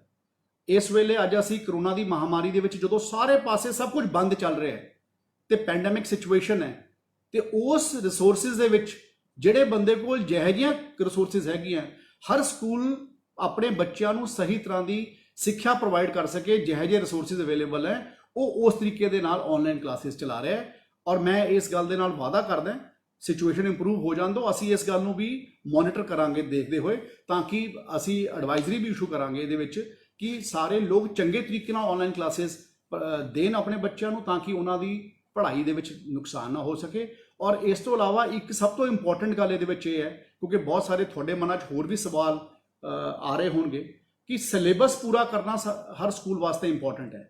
तो स्कूल अपनी समर वेकेशंस ਨੂੰ यूज़ करके अपना सिलेबस पूरा करता है। स्कूल अपने ऑनलाइन क्लासेस ਨੂੰ डिफरेंट फॉर्मेट्स ਦੇ ਵਿੱਚ, ਉਹ ਜਿਸ ਤਰ੍ਹਾਂ ਮੇਰੀ ਬੇਟੀ ਹੈ ਉਹਦੀ ऑनलाइन क्लास ਸਵੇਰੇ ਸ਼ੁਰੂ ਹੋ ਜਾਂਦੀ 8 ਵਜੇ ਤੇ ਉਹ 2 ਵਜੇ ਤੱਕ ਆਪਣੀ ऑनलाइन क्लास ਕਰਦੀ ਹੈ ਤੇ ਉਸ ਤੋਂ ਬਾਅਦ ਉਹ 4-5 ਘੰਟੇ ਆਪਣੇ ਸਕੂਲ ਦਾ ਹੋਮਵਰਕ ਕਰਦੀ ਰਹਿੰਦੀ ਹੈ, ਪਰ ਉਹ ਦਿੱਲੀ ਦੇ ਸਕੂਲ 'ਚ ਪੜ੍ਹਦੀ ਹੈ। ਤੇ ਮੈਂ ਇਹ ਕਹਿਣਾ ਇਸ ਕਰਕੇ ਸ਼ੇਅਰ ਕੀਤਾ ਹੈ ਕਿ ਉਹ ਜਦੋਂ ਸਕੂਲ ਜਾਂਦੀ ਸੀ ਉਸ ਵੇਲੇ ਤਾਂ ਇਹਨਾਂ ਨਹੀਂ ਉਹਨੂੰ ਹੋਮਵਰਕ ਕਰਨਾ ਪੈਂਦਾ ਸੀ, ਪਰ ਲੇਕਿਨ ਹੁਣ ਜਦੋਂ ਤੋਂ ਆਨਲਾਈਨ ਕਲਾਸਿਸ ਚੱਲ ਰਹੀਆਂ ਉਹਨੂੰ ਇੰਨਾ ਜ਼ਿਆਦਾ ਸਮਾਂ ਲਗਾਉਣਾ ਪੈਂਦਾ ਕਿ 5-6 ਘੰਟੇ ਕਲਾਸ ਚੱਲਦੀ ਹੈ, ਉਸ ਤੋਂ ਬਾਅਦ 4-5 ਘੰਟੇ ਹੋਮਵਰਕ ਚੱਲਦਾ ਹੈ। ਉਹ ਇਹ ਹੁਣ ਹਰ ਬੱਚੇ ਦੇ ਉੱਪਰ ਵੀ ਹੁੰਦਾ ਹੈ ਕਿ ਆਪਾਂ ਕਿਹੜੇ ਇਸ ਕਰੋਨਾ ਦੀ ਮਹਾਮਾਰੀ ਦੇ ਮਾਹੌਲ ਦੇ ਵਿੱਚ ਆਪਾਂ ਜੋ ਵੀ ਕੁਝ ਆਪਣੇ ਟੀਚਰਸ ਤੋਂ ਸਕਵੀਜ਼ ਆਊਟ ਕਰ ਸਕੀਏ, ਆਪਾਂ ਕਿਸੇ ਵੀ ਫਾਰਮ 'ਚ ਕਰ ਸਕੀਏ, ਤਾਂ ਕਿ ਸਾਡੇ ਬੱਚਿਆਂ ਦੀ ਪੜ੍ਹਾਈ ਦਾ ਨੁਕਸਾਨ ਨਾ ਹੋਵੇ। ਅਲਟੀਮੇਟ ਸਾਡਾ ਮੋਟਿਵ ਇਹ ਹੈ, ਜੇ ਅਸੀਂ ਬਹਾਨਾ ਲੱਭਣਾ ਹੋਵੇ ਅਸੀਂ ਕੋਈ ਵੀ ਲੱਭ ਸਕਦੇ ਹਾਂ, ਪਰ ਮੈਂ ਸਮਝਦਾ ਕਿ ਇਸ ਕਰੋਨਾ ਦੀ ਮਹਾਮਾਰੀ ਬਾਰੇ ਕਿਸ ਨੂੰ ਨਾ ਪਹਿਲਾਂ ਪਤਾ ਸੀ, ਤੇ ਅੱਜ ਜੇ ਕਿਸੇ ਨੇ ਆਨਲਾਈਨ ਕਲਾਸਿਸ ਚਾਲੂ ਕੀਤੀਆਂ ਤਾਂ ਜਿਹੜੇ ਰਿਸੋਰਸਿਸ ਉਹਨਾਂ ਕੋਲ ਅਵੇਲੇਬਲ ਸੀ ਉਸ ਦੇ ਨਾਲ ਕੀਤੀਆਂ। ਪਰ ਮੈਂ ਇਹ ਵੀ ਗੱਲ ਦਾ ਵਾਅਦਾ ਕਰਦਾ ਕਿ ਅਸੀਂ ਇਸ ਗੱਲ ਨੂੰ ਮੋਨੀਟਰ ਵੀ ਕਰ ਰਹੇ ਹਾਂ ਕਿ ਕਿਹੜਾ ਸਕੂਲ ਕਿਸ ਤਰ੍ਹਾਂ ਦੀਆਂ ਆਨਲਾਈਨ ਕਲਾਸਿਸ ਚਲਾ ਰਿਹਾ ਜਾਂ ਪੜ੍ਹਾ ਰਿਹਾ, ਤੇ ਅਸੀਂ ਇਹਦੀਆਂ ਵਕਤ ਤੇ ਆ ਕੇ ਐਡਵਾਈਜ਼ਰੀ ਵੀ ਇਸ਼ੂ ਕਰਾਂਗੇ ਸੋ ਦੈਟ ਅਸੀਂ ਲੋਕਾਂ ਤੱਕ ਉਹਨਾਂ ਨੂੰ ਸਹੀ ਐਜੂਕੇਸ਼ਨ ਪਹੁੰਚਾ ਸਕੀਏ। ਦੂਜੇ ਪੇਰੈਂਟ ਨੇ ਜਸਵਿੰਦਰ ਜੀ ਅੰਮ੍ਰਿਤਸਰ ਦੇ ਵਿੱਚੋਂ, ਤੇ ਉਹਨਾਂ ਨੇ ਕਿਹਾ ਕਿ ਅਸੀਂ ਜਿਹੜੀਆਂ ਕਿਤਾਬਾਂ ਹੈ ਉਹ ਅਸੀਂ ਬਾਹਰੋਂ ਬਾਏ ਕਰ ਸਕਦੇ ਹਾਂ ਕਿ ਨਹੀਂ ਬਾਏ ਕਰ ਸਕਦੇ, ਔਰ ਇਸੇ ਤਰੀਕੇ ਨਾਲ ਉਹਨਾਂ ਨੇ ਡਰੈਸਿਸ ਦੀ ਗੱਲ ਵੀ ਕੀਤੀ ਹੈ ਕਿ ਅਸੀਂ ਬਾਹਰੋਂ ਬਾਏ ਕਰ ਸਕਦੇ ਹਾਂ ਕਿ ਨਹੀਂ ਬਾਏ ਕਰ ਸਕਦੇ, ਜਾਂ ਅਸੀਂ ਆਪਣੇ ਭੈਣ ਭਰਾ ਦੀਆਂ ਕਿਤਾਬਾਂ ਨੂੰ ਯੂਜ਼ ਕਰ ਸਕਦੇ ਹਾਂ ਕਿ ਅਸੀਂ ਨਹੀਂ ਕਰ ਸਕਦੇ। ਔਰ ਇਹ ਸਵਾਲ ਵੀ ਬਹੁਤ ਸਾਰੇ ਪੇਰੈਂਟਸ ਨੇ ਮੇਰੇ ਕੋਲੋਂ ਪੁੱਛਿਆ ਔਰ ਬਹੁਤ ਸਾਰੇ ਬੱਚਿਆਂ ਨੇ ਮੇਰੇ ਕੋਲੇ ਰੇਜ਼ ਕੀਤਾ ਸੀ। ਤੇ ਮੈਂ ਕਹਿਣਾ ਚਾਹੁੰਦਾ ਕਿ ਪੰਜਾਬ ਸਰਕਾਰ ਨੇ ਇਸ ਆਰਡਰ ਨੂੰ ਪਹਿਲਾਂ ਹੀ ਪਬਲਿਕ ਡੋਮੇਨ ਦੇ ਵਿੱਚ ਬੜੀ ਦੇਰ ਪਹਿਲਾਂ ਤੋਂ ਲੈ ਕੇ ਆਂਦਾ ਹੈ, ਤੇ ਇਸ ਵਾਰ ਅਸੀਂ 6 ਅਪ੍ਰੈਲ ਜਾਂ 7 ਅਪ੍ਰੈਲ ਦਾ ਕਿਸੇ ਦੁਬਾਰਾ ਆਰਡਰ ਕੱਢਿਆ ਸੀ, ਜਿਸ ਇਸ ਗੱਲ ਨੂੰ ਦੁਬਾਰਾ ਰੀਇਟਰੇਟ ਕੀਤਾ ਸੀ ਕਿ ਪਹਿਲੀ ਗੱਲ ਤਾਂ 2 ਸਾਲ ਕੋਈ ਵੀ ਸਕੂਲ ਆਪਣੀ ਡਰੈਸ ਨੂੰ ਬਦਲੂਗਾ ਨਹੀਂ। ਸੋ ਜੋ ਵੀ ਸਾਡਾ ਡਰੈਸ ਕੋਡ ਹੈ ਸਕੂਲ ਦਾ ਉਹਨੂੰ ਨਹੀਂ ਬਦਲੂਗਾ। ਕਈ ਸਕੂਲ ਕੀ ਕਰਦੇ ਸੀਗੇ ਕਿ ਆਪਣੇ ਲੋਗੋ ਦੇ ਕਰਕੇ, ਕਈ ਵਾਰ ਲੋਗੋ ਸਕੂਲ ਦੀ ਸ਼ਰਟ ਤੇ ਲੱਗਿਆ ਹੁੰਦਾ, ਜਾਂ ਜੇ ਸਰਦੀਆਂ ਹੋਣ ਤਾਂ ਜਿਹੜਾ ਲੋਗੋ ਹੈ ਉਹ ਸਾਡੇ ਸਵੈਟਰ ਦੇ ਉੱਪਰ ਲੱਗਿਆ ਹੁੰਦਾ ਜਾਂ ਸਾਡੇ ਕੋਟ ਦੇ ਉੱਪਰ ਲੱਗਿਆ ਹੁੰਦਾ। ਤੇ ਅਸੀਂ ਪਹਿਲਾਂ ਵੀ ਕਹਿ ਚੁੱਕੇ ਹਾਂ ਇਸ ਗੱਲ ਦੇ ਉੱਪਰ ਕਿ ਪਹਿਲਾਂ ਇੱਕ ਬਿੱਲਾ ਆਉਂਦਾ ਸੀ 10 ਰੁਪਏ ਦਾ ਲੋਹੇ ਦਾ, ਜਿਹੜਾ ਸੇਫਟੀ ਪਿੰਨ ਦੇ ਨਾਲ ਲੱਗ ਜਾਂਦਾ ਸੀ, ਤੇ ਅਸੀਂ ਸਕੂਲਸ ਨੂੰ ਪਹਿਲਾਂ ਹੀ ਹਦਾਇਤ ਕੀਤੀ ਹੈ ਕਿ ਪੇਰੈਂਟਸ ਕੋਲ ਤੇ ਬੱਚਿਆਂ ਕੋਲੇ ਆਪਸ਼ਨ ਹੈ ਕਿ ਤੁਸੀਂ ਕੋਈ ਵੀ ਕਿਤਾਬਾਂ ਦੀ ਗੱਲ ਜਾਂ ਵਰਦੀਆਂ ਦੀ ਗੱਲ ਜਾਂ ਡਰੈਸਿਸ ਦੀ ਗੱਲ ਤੁਸੀਂ ਮੈਂਡੇਟਰੀ ਨਹੀਂ ਕਰ ਸਕਦੇ ਕਿ ਇਹ ਬੱਚੇ ਸਕੂਲ ਦੀ ਟਾਪ ਸ਼ਾਪ ਤੋਂ ਖਰੀਦਣਗੇ। ਬੱਚੇ ਬਾਜ਼ਾਰ ਚੋਂ ਕਿਸੇ ਵੀ ਦੁਕਾਨ ਤੋਂ ਆਪਣੀਆਂ ਵਰਦੀਆਂ ਖਰੀਦ ਸਕਦੇ हैं, ਬੱਚੇ ਕਿਸੇ ਵੀ ਦੁਕਾਨ ਤੋਂ ਆਪਣੀਆਂ ਕਿਤਾਬਾਂ ਖਰੀਦ ਸਕਦੇ हैं। ਔਰ ਜਿਹੜੇ ਸਕੂਲ ਨੇ ਆਪਣੇ ਲੋਗੋ ਨੂੰ ਮੈਂਡੇਟਰੀ ਕਰਨਾ ਹੈ ਉਹ ਆਪਣੇ ਲੋਗੋ ਨੂੰ ਆਪਣੇ ਬਿੱਲੇ ਦੇ ਰੂਪ ਵਿੱਚ ਆਪਣਾ ਸੇਲ ਕਰ ਸਕਦੇ हैं ਟੱਕ ਸ਼ਾਪ ਤੋਂ, ਤਾਂ ਕਿ ਕਿਸੇ ਵੀ ਪੇਰੈਂਟਸ ਦੇ ਉੱਪਰ ਕਿਸੇ ਤਰੀਕੇ ਦਾ ਬੋਝ ਨਾ ਪਵੇ। ਇਸ ਤੋਂ ਇਲਾਵਾ ਤੀਸਰਾ ਸਵਾਲ ਮੇਰੇ ਕੋਲੇ ਆਇਆ ਸੀਗਾ, ਹਰਦੀਪ ਸਿੰਘ ਸੇਖੋ ਜੀ ਹੈ, ਇਹ ਵੀ ਅੰਮ੍ਰਿਤਸਰ ਤੋਂ ਹੈ, ਕਿ ਕਈ ਲੋਕ ਅਪ੍ਰੈਲ ਦੇ ਵਿੱਚ ਉਹਨਾਂ ਨੇ ਆਨਲਾਈਨ ਕਲਾਸਿਸ ਨਹੀਂ ਸ਼ੁਰੂ ਕੀਤੀਆਂ ਤੇ ਉਹ ਅਪ੍ਰੈਲ ਦੀ ਫੀਸ ਮੰਗ ਰਹੇ ਹਨ। ਔਰ ਇਹ ਗੱਲ ਮੇਰੇ ਕੋਲੇ ਕੱਲੇ ਹਰਦੀਪ ਜੀ ਨੇ ਨਹੀਂ ਲਿਖੀ, ਇਹ ਗੱਲ ਮੇਰੇ ਕੋਲੇ ਬੜੇ ਲੋਕਾਂ ਨੇ ਲਿਖੀ ਹੈ। ਇੱਕ ਤਾਂ ਮੈਂ ਕਹਿਣਾ ਚਾਹੁੰਦਾ ਕਿ ਜਿਹੜੇ ਸਕੂਲ ਜਦ ਤੋਂ ਤੁਹਾਨੂੰ ਆਨਲਾਈਨ ਕਲਾਸਿਸ ਦੇ ਰਹੇ ਹਨ, ਕਿਉਂਕਿ ਅਸੀਂ ਸਾਡਾ ਇੱਕੋ ਹੀ ਮਕਸਦ ਹੈ, ਜਦੋਂ ਕੋਈ ਬੰਦਾ ਕੋਈ ਚੀਜ਼ ਦੀ ਸਰਵਿਸ ਪ੍ਰੋਵਾਈਡ ਕਰ ਰਿਹਾ ਨਾ ਉਹ ਉਸੇ ਗੱਲ ਨੂੰ ਚਾਰਜ ਕਰ ਸਕੇ। ਇਸ ਕਰਕੇ ਅਸੀਂ ਟਰਾਂਸਪੋਰਟੇਸ਼ਨ ਫੀਸ ਨੂੰ ਇਸੇ ਕਰਕੇ ਖਤਮ ਕੀਤਾ ਹੈ ਕਿ ਅਗਰ ਅੱਜ ਟਰਾਂਸਪੋਰਟੇਸ਼ਨ ਨਹੀਂ ਮਿਲਦੀ ਤਾਂ ਜੇ ਬੱਚੇ ਟਰਾਂਸਪੋਰਟੇਸ਼ਨ ਨੂੰ ਯੂਜ਼ ਨਹੀਂ ਕਰ ਰਹੇ ਤਾਂ they should not be charge for transportation fee. ਔਰ ਅਗਰ ਕੋਈ ਸਰਵਿਸਿਜ਼ ਸਾਨੂੰ ਮਿਲ ਰਹੀ ਹੈ ਤਾਂ ਉਹ ਸਕੂਲਾਂ ਨੂੰ ਉਹ ਸਰਵਿਸ ਦਾ ਪੈਸਾ ਮਿਲਣਾ ਚਾਹੀਦਾ ਹੈ, ਕਿਉਂਕਿ ਅਦਰਵਾਈਜ਼ ਉਹ ਵੀ ਸਸਟੇਨੇਬਲ ਨਹੀਂ ਰਹਿਣਗੇ ਉਹਨਾਂ ਨੂੰ ਕੋਪ ਅਪ ਕਰਨ ਵਾਸਤੇ। ਸੋ ਇਸ ਕਰਕੇ ਇਹ ਪਰ ਲੇਕਿਨ ਇੱਕ ਗੱਲ ਬਿਲਕੁਲ ਕਲੀਅਰ ਹੈ, ਮੈਂ ਇਸ ਤਰ੍ਹਾਂ ਪਹਿਲਾਂ ਵੀ ਕਿਹਾ ਕਿ ਜਿਹੜੇ ਲੋਕ ਆਨਲਾਈਨ ਕਲਾਸਿਸ ਦੇ ਰਹੇ ਹਨ ਜਦੋਂ ਤੋਂ ਦੇ ਰਹੇ ਹਨ ਤੇ ਉਸ ਦੀ ਸਿਰਫ ਟਿਊਸ਼ਨ ਫੀਸ ਚਾਰਜ ਕਰ ਸਕਦੇ। ਇਹ ਨਹੀਂ ਹੈ ਕਿ ਉਹਨਾਂ ਨੇ ਆਨਲਾਈਨ ਕਲਾਸਿਸ ਦੇ ਨਾਮ ਦੇ ਉੱਪਰ ਹੋਰ ਕੋਈ ਫੀਸ ਲੈਣ ਦੀ ਗੱਲ ਕਰਨੀ ਹੈ, ਕਿਉਂਕਿ ਜੇ ਅੱਜ ਅਸੀਂ ਸਾਰੇ ਮਿਲ ਕੇ ਇਸ ਗੱਲ ਦੇ ਉੱਪਰ ਕਾਇਮ ਹੋ ਕੇ ਗੱਲ ਕਰਾਂਗੇ ਤਾਂ ਹੀ ਅਸੀਂ ਇਸ ਗੱਲ ਨੂੰ ਦੇ ਵਿੱਚੋਂ ਨਿਕਲ ਸਕਾਂਗੇ। ਇਸ ਤੋਂ ਇਲਾਵਾ ਸਵਾਲ ਆਇਆ ਕੋਈ ਰਿਮਸੀ ਰਿਆਨ ਹੈ ਪਟਿਆਲੇ ਤੋਂ, ਜਿਸ ਤਰ੍ਹਾਂ ਇਹਨਾਂ ਨੇ ਕਿਹਾ ਇਸ ਤਰ੍ਹਾਂ ਹੋਰ ਬਹੁਤ ਲੋਕਾਂ ਨੇ ਕਿਹਾ ਕਿ ਸਕੂਲਾਂ ਨੇ 2-2 ਮਹੀਨੇ ਦੀ ਫੀਸ ਐਡਵਾਂਸ 'ਚ ਲੈ ਲਈ ਸੀ।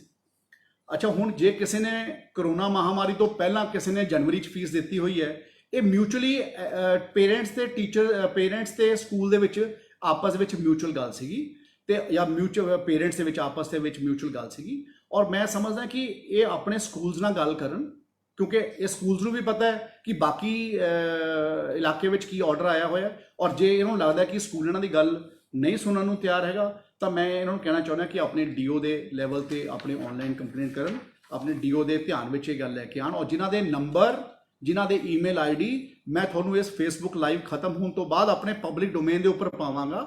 ਔਰ ਮੇਰੀ ਕੋਸ਼ਿਸ਼ ਹੈ ਜੇ ਬਾਈ ਚਾਂਸ ਉਹਨਾਂ 'ਚੋਂ ਕੋਈ ਨੰਬਰ ਨਾ ਚੱਲਦਾ ਹੋਇਆ, ਤੁਹਾਨੂੰ ਲੱਗਿਆ, ਵੈਸੇ ਐਸੀ ਗੱਲ ਨਹੀਂ ਹੋਣੀ ਚਾਹੀਦੀ, ਪਰ ਮੈਂ ਤੁਹਾਨੂੰ ਇਹ ਗੱਲ ਦਾ ਵਾਅਦਾ ਕਰਦਾ ਜੇ ਨਾ ਚੱਲਦਾ ਹੋਵੇ ਜਾਂ ਕੋਈ ਤੁਹਾਨੂੰ ਲੱਗੇ ਕਿ ਕਿਤੇ ਗੱਲ ਹੈ, ਤਾਂ ਮੇਰਾ ਈਮੇਲ ਆਈਡੀ 24 ਘੰਟੇ ਖੁੱਲ੍ਹਾ ਹੈ, ਮੇਰਾ ਮੋਬਾਈਲ ਨੰਬਰ ਵੀ 24 ਘੰਟੇ ਖੁੱਲ੍ਹਾ, ਪਰ ਕਈ ਵਾਰ ਇੰਨਾ ਜ਼ਿਆਦਾ ਉਹ ਵੱਜ ਜਾਂਦਾ ਤੇ ਕਿਸੇ ਨੂੰ ਬਿਜ਼ੀ ਨਾ ਮਿਲੇ। ਇਸ ਕਰਕੇ ਮੈਂ ਕਹਿੰਦਾ ਤੁਸੀਂ ਆਪਣਾ vijayindersingla@gmail.com ਦੇ ਉੱਪਰ ਵੀ ਤੁਸੀਂ ਆਪਣੀ ਕੰਪਲੇਂਟ ਨੂੰ ਰਜਿਸਟਰ ਕਰਾ ਸਕਦੇ ਹੋ। ਇਸ ਤੋਂ ਇਲਾਵਾ ਇੱਕ ਹੁਣ ਜਲੰਧਰ ਤੋਂ ਅਨੂਪ ਗੌਤਮ ਜੀ ਨੇ ਇੱਕ ਮੈਨੂੰ ਸਵਾਲ ਲਿਖਿਆ ਹੈ, ਉਹ 'ਚ ਲਿਖਿਆ ਸੀ ਕਿ government should think about private schools also, ਕਿ ਪ੍ਰਾਈਵੇਟ ਸਕੂਲਾਂ ਨੇ ਵੀ ਟਰਾਂਸਪੋਰਟੇਸ਼ਨ ਵਾਸਤੇ ਲੋਨ ਲਿੱਤੇ ਹੁੰਦੇ ਹੈ, ਉਹਨਾਂ ਨੇ ਵੀ ਆਪਣੀ ਬੱਸਾਂ ਦਾ ਪ੍ਰੀਮੀਅਮ ਭਰਨਾ ਹੈ, ਉਹਨਾਂ ਨੇ ਵੀ ਆਪਣਾ ਟੈਕਸ ਭਰਨੇ ਹੈ, ਉਹਨਾਂ ਨੇ ਵੀ ਆਪਣੇ ਸਟਾਫ ਦੀਆਂ ਸੈਲਰੀਜ਼ ਭਰਨੀ ਹੈ, ਤੇ ਉਹਨਾਂ ਨੇ ਵੀ ਆਪਣੀਆਂ ਇੰਸ਼ੋਰੈਂਸ ਦੇ ਪੈਸੇ ਦਿੱਤਾ ਹੈ, ਉਹਨਾਂ ਨੇ ਪਰਮਿਟ ਫੀਸ ਦਿੱਤੀ ਹੈ। ਉਹਨਾਂ ਨੂੰ ਮੈਂ ਇਹ ਗੱਲ ਕਹਿਣਾ ਚਾਹੁੰਦਾ, ਇਹ ਕਰੋਨਾ ਦੀ ਮਹਾਮਾਰੀ ਪ੍ਰਮਾਤਮਾ ਕਰੇ ਜਲਦੀ ਖਤਮ ਹੋ ਜਾਏ, ਔਰ ਆਪਾਂ ਸਾਰੇ ਵੀ ਆਪਣੇ ਘਰੇ ਬੈਠ ਕੇ ਸਭ ਤੋਂ ਪਹਿਲਾਂ ਨਹਾਉਣ ਤੋਂ ਬਾਅਦ ਸਵੇਰੇ ਉੱਠ ਕੇ ਇਹੀ ਅਰਦਾਸ ਕਰਦੇ ਹਾਂ ਆਪਾਂ ਸਾਰੇ ਸਵੇਰੇ ਕਿ ਪ੍ਰਮਾਤਮਾ ਕਰੇ ਸਾਨੂੰ ਇਸ ਕਰੋਨਾ ਦੀ ਮਹਾਮਾਰੀ ਤੋਂ ਬਾਹਰ ਕੱਢੋ, ਔਰ ਉਮੀਦ ਹੈ ਕਿ ਇਹ ਜਲਦੀ ਨਿਕਲ ਵੀ ਜਾਊਗੀ।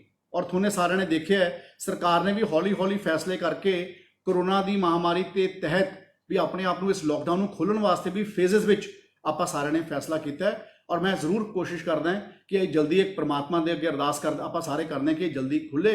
ਪਰ ਮੈਂ ਨਾਲ ਦੇ ਨਾਲ ਤੁਹਾਨੂੰ ਇਹ ਸਾਰਿਆਂ ਨੂੰ ਇਹ ਵੀ ਕਹਿਣਾ ਚਾਹੁੰਦਾ ਕਿ ਅਗਰ ਬਾਈ ਚਾਂਸ ਇਹ ਜ਼ਿਆਦਾ ਲੰਬਾ ਚਲੇ ਗਿਆ, ਉਸ ਤੋਂ ਬਾਅਦ ਆਪਾਂ ਇਸ ਦੇ ਉੱਪਰ ਵੀ ਕੋਈ ਨਾ ਕੋਈ ਕੰਸੀਡਰੇਟ ਵਿਊ ਲਵਾਂਗੇ, ਸਰਕਾਰ ਦੇ ਪੱਧਰ ਤੇ ਗੱਲ ਕਰਾਂਗੇ, ਤਾਂ ਕਿ ਮੈਨੂੰ ਪਤਾ ਹੈ ਕਿ ਜਿਹੜੇ ਬੰਦੇ ਨੇ ਬੱਸਾਂ ਲਿੱਤੀਆਂ ਹੋਈਆਂ ਉਹਨਾਂ ਨੇ ਆਪਣਾ ਫੀ ਸਟਰਕਚਰ ਦੇਣਾ ਹੈ। ਮੈਨੂੰ ਮੇਰੇ ਸਹਿਯੋਗੀ ਮਿਨਿਸਟਰ ਆਸ਼ੂ ਜੀ ਦਾ ਵੀ ਕੱਲ੍ਹ ਟੈਲੀਫੋਨ ਆਇਆ ਸੀ, ਜੋ ਸਾਡੇ ਫੂਡ ਮਿਨਿਸਟਰ ਹੈ ਲੁਧਿਆਣੇ ਤੋਂ, ਉਹਨਾਂ ਨੇ ਵੀ ਮੈਨੂੰ ਇਹ ਗੱਲ ਰੱਖੀ ਸੀ ਕਿ ਜਿਹੜੇ ਟਰਾਂਸਪੋਰਟੇਸ਼ਨ ਦੇ ਲੋਕ ਹੈ ਉਹ ਵਾਲੇ ਲੋਕਾਂ ਦੀ ਵੀ ਗੱਲ ਆਈ ਹੈ, ਤੇ ਬਹੁਤ ਸਾਰੇ ਲੋਕਾਂ ਨੇ ਪੰਜਾਬ 'ਚੋਂ ਹੋਰ ਵੀ ਮੈਨੂੰ ਗੱਲ ਕਹੀ ਹੈ। ਤਾਂ ਇਸ ਕਰਕੇ we will take a ਕੰਸੀਡਰੇਟ view ਅਗਰ ਇਹ ਲੋਕਡਾਊਨ ਹੋਰ ਜ਼ਿਆਦਾ ਲੰਬਾ ਹੋ ਜਾਂਦਾ ਹੈ, ਤਾਂ ਕਿ ਸਾਨੂੰ ਪਤਾ ਹੈ ਕਿ ਜਿਹੜੇ ਲੋਕਾਂ ਨੇ ਬੱਸਾਂ ਪਾਈਆਂ ਹੋਈਆਂ ਉਹਨਾਂ ਨੇ ਕਿਸ਼ਤਾਂ ਵੀ ਭਰਨੀਆਂ, ਉਹਨਾਂ ਨੇ ਸਰਕਾਰ ਦਾ ਟੈਕਸ ਆਰਟੀਏ ਨੂੰ ਟੈਕਸ ਵੀ ਭਰਾਉਣਾ ਹੈ, ਇੰਸ਼ੋਰੈਂਸ ਵੀ ਦੇਣੀ ਹੈ, ਤੇ ਦੂਜੇ ਪਾਸੇ ਅਸੀਂ ਉਹਨਾਂ ਨੂੰ ਕਿਹਾ ਹੈ ਕਿ ਆਪਣੇ ਬੱਸਾਂ ਦੇ ਡਰਾਈਵਰ ਤੇ ਕੰਡਕਟਰਾਂ ਦੀ ਤਨਖਾਹਾਂ ਵੀ ਦਿਓ।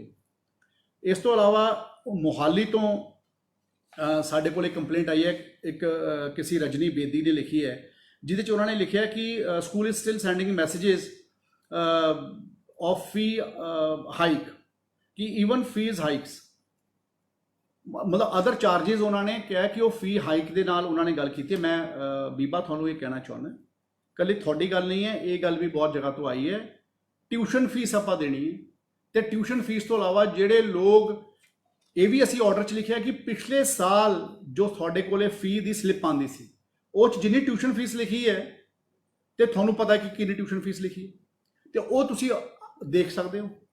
ਤੇ ਮੈਨੂੰ ਇਹ ਵੀ ਪਤਾ ਕਿ ਕਈ ਸ਼ਹਿਰਾਂ ਦੇ ਵਿੱਚ ਸਾਰੇ ਕੰਪੋਨੈਂਟ ਇਕੱਠੇ ਕੀਤੇ ਹੋਏ ਆ, ਉਹ ਇਕੱਠੇ ਕੰਪੋਨੈਂਟ ਕਰਨ ਦੀ ਆਪਾਂ ਨੂੰ ਸਭ ਨੂੰ ਪਤਾ ਹੁੰਦਾ ਕਿ ਕਿੱਥੇ ਟਿਊਸ਼ਨ ਫੀਸ ਦਾ ਕਿੰਨਾ ਕੰਪੋਨੈਂਟ ਹੈ ਤੇ ਦੂਜਾ ਕਿੰਨਾ ਹੈ। ਤੇ ਜੇ ਤੁਹਾਨੂੰ ਲੱਗੇ ਫਿਰ ਵੀ ਤਕਲੀਫ ਹੈ ਤਾਂ ਤੁਸੀਂ ਡੀਓ ਮੋਹਾਲੀ ਨਾਲ ਗੱਲ ਕਰ ਸਕਦੇ ਹੋ, ਉਹਨਾਂ ਦੇ ਈਮੇਲ ਦੇ ਉੱਪਰ ਮੇਲ ਲਿਖ ਸਕਦੇ ਹੋ, ਜਾਂ ਉਹਨਾਂ ਨੂੰ ਫੋਨ ਦੇ ਉੱਪਰ ਇਹ ਗੱਲ ਸ਼ੇਅਰ ਕਰ ਸਕਦੇ ਹੋ। ਇਸ ਤੋਂ ਇਲਾਵਾ ਅਗਲਾ ਸਵਾਲ ਆਇਆ ਹੈ ਕੌਨਿਕਾ ਚੌਹਾਨ ਜਲੰਧਰ ਤੋਂ, ਜਿਨ੍ਹਾਂ ਦਾ ਮੈਂ ਨੋਟ ਕੀਤਾ ਸੀਗਾ ਕਿ ਸਾਨੂੰ ਸੈਲਰੀਜ਼ ਨਹੀਂ ਮਿਲ ਰਹੀਆਂ, ਕਿ ਅਸੀਂ ਚਾਹੇ 100% ਆਪਣਾ ਸਕੂਲ ਨੂੰ ਦਿੰਦੇ ਹਾਂ, ਤੇ ਅਸੀਂ ਆਪਣੇ 100% ਦੇਣ ਤੋਂ ਇਲਾਵਾ ਚਾਹੇ ਉਹ ਜ਼ੂਮ ਐਪ ਦੇ ਥਰੂ ਦੇ ਰਹੇ ਹਾਂ ਤੇ ਚਾਹੇ ਅਸੀਂ ਰਿਕਾਰਡਡ ਲੈਕਚਰਸ ਦੇ ਥਰੂ ਦੇ ਰਹੇ ਹਾਂ, ਤੇ ਪਰ ਸਾਨੂੰ ਸੈਲਰੀਜ਼ ਪੂਰੀਆਂ ਨਹੀਂ ਦਿੱਤੀਆਂ ਜਾ ਰਹੀਆਂ।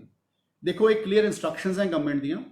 ਤੁਸੀਂ ਕੁਝ ਲੋਕਾਂ ਨੇ ਮੈਨੂੰ ਵੀ ਲਿਖਿਆ, ਮੇਰੇ ਕੋਲ ਵੀ ਕੁਝ ਈਮੇਲਸ ਆਈਆਂ, ਔਰ ਮੈਂ ਸਾਰਿਆਂ ਦੀਆਂ ਕੋਸ਼ਿਸ਼ ਕੀਤੀਆਂ ਕਿ ਸਾਰੀਆਂ ਈਮੇਲਸ ਨੂੰ ਮੈਂ ਰਿਪਲਾਈ ਕਰਾਂ, ਔਰ ਕੱਲੀ ਈਮੇਲ ਦੇ ਉੱਪਰ ਮੈਂ ਜੋ ਉਹਦੇ ਉੱਪਰ ਬਣਦੀ ਕਾਰਵਾਈ ਹੈ ਆਪਣੇ ਮਹਿਕਮੇ ਨੂੰ ਭੇਜਾਂ, ਤੇ ਉਸ ਗੱਲ ਦੀ ਉਹ ਵੈਰੀਫਾਈ ਕਰਨ, ਗਰਾਊਂਡ ਤੋਂ ਰਿਪੋਰਟ ਲੈਣ, ਔਰ ਉਸ ਤੋਂ ਬਾਅਦ ਫਿਰ ਉਸ ਦੇ ਉੱਪਰ ਅਸੀਂ ਐਕਸ਼ਨ ਇਨੀਸ਼ੀਏਟ ਕਰੀਏ। ਮੇਰੀ ਬੇਨਤੀ ਵੀ ਇਹ ਹੈ ਕਿ ਕੋਈ ਪ੍ਰਾਈਵੇਟ ਸਕੂਲ ਕਿਸੇ ਵੀ ਟੀਚਰ ਨੂੰ ਲੇ ਆਫ ਨਹੀਂ ਕਰੂਗਾ, ਔਰ ਕਿਸੇ ਵੀ ਟੀਚਰ ਦੀ ਸੈਲਰੀ ਜਾਂ ਨਾਨ ਟੀਚਿੰਗ ਸਟਾਫ ਦੀ ਸੈਲਰੀ ਦੇ ਵਿੱਚ ਕਟੌਤੀ ਨਹੀਂ ਕਰੂਗਾ। ਇਹ ਲੋਕ ਵੀ ਕਰੋਨਾ ਦੀ ਮਹਾਮਾਰੀ ਦੇ ਵੇਲੇ ਉਨਾ ਹੀ ਤਕਲੀਫ 'ਚ ਹੈ ਜਿੰਨੇ ਆਪਾਂ ਸਾਰੇ ਲੋਕ ਹਾਂ।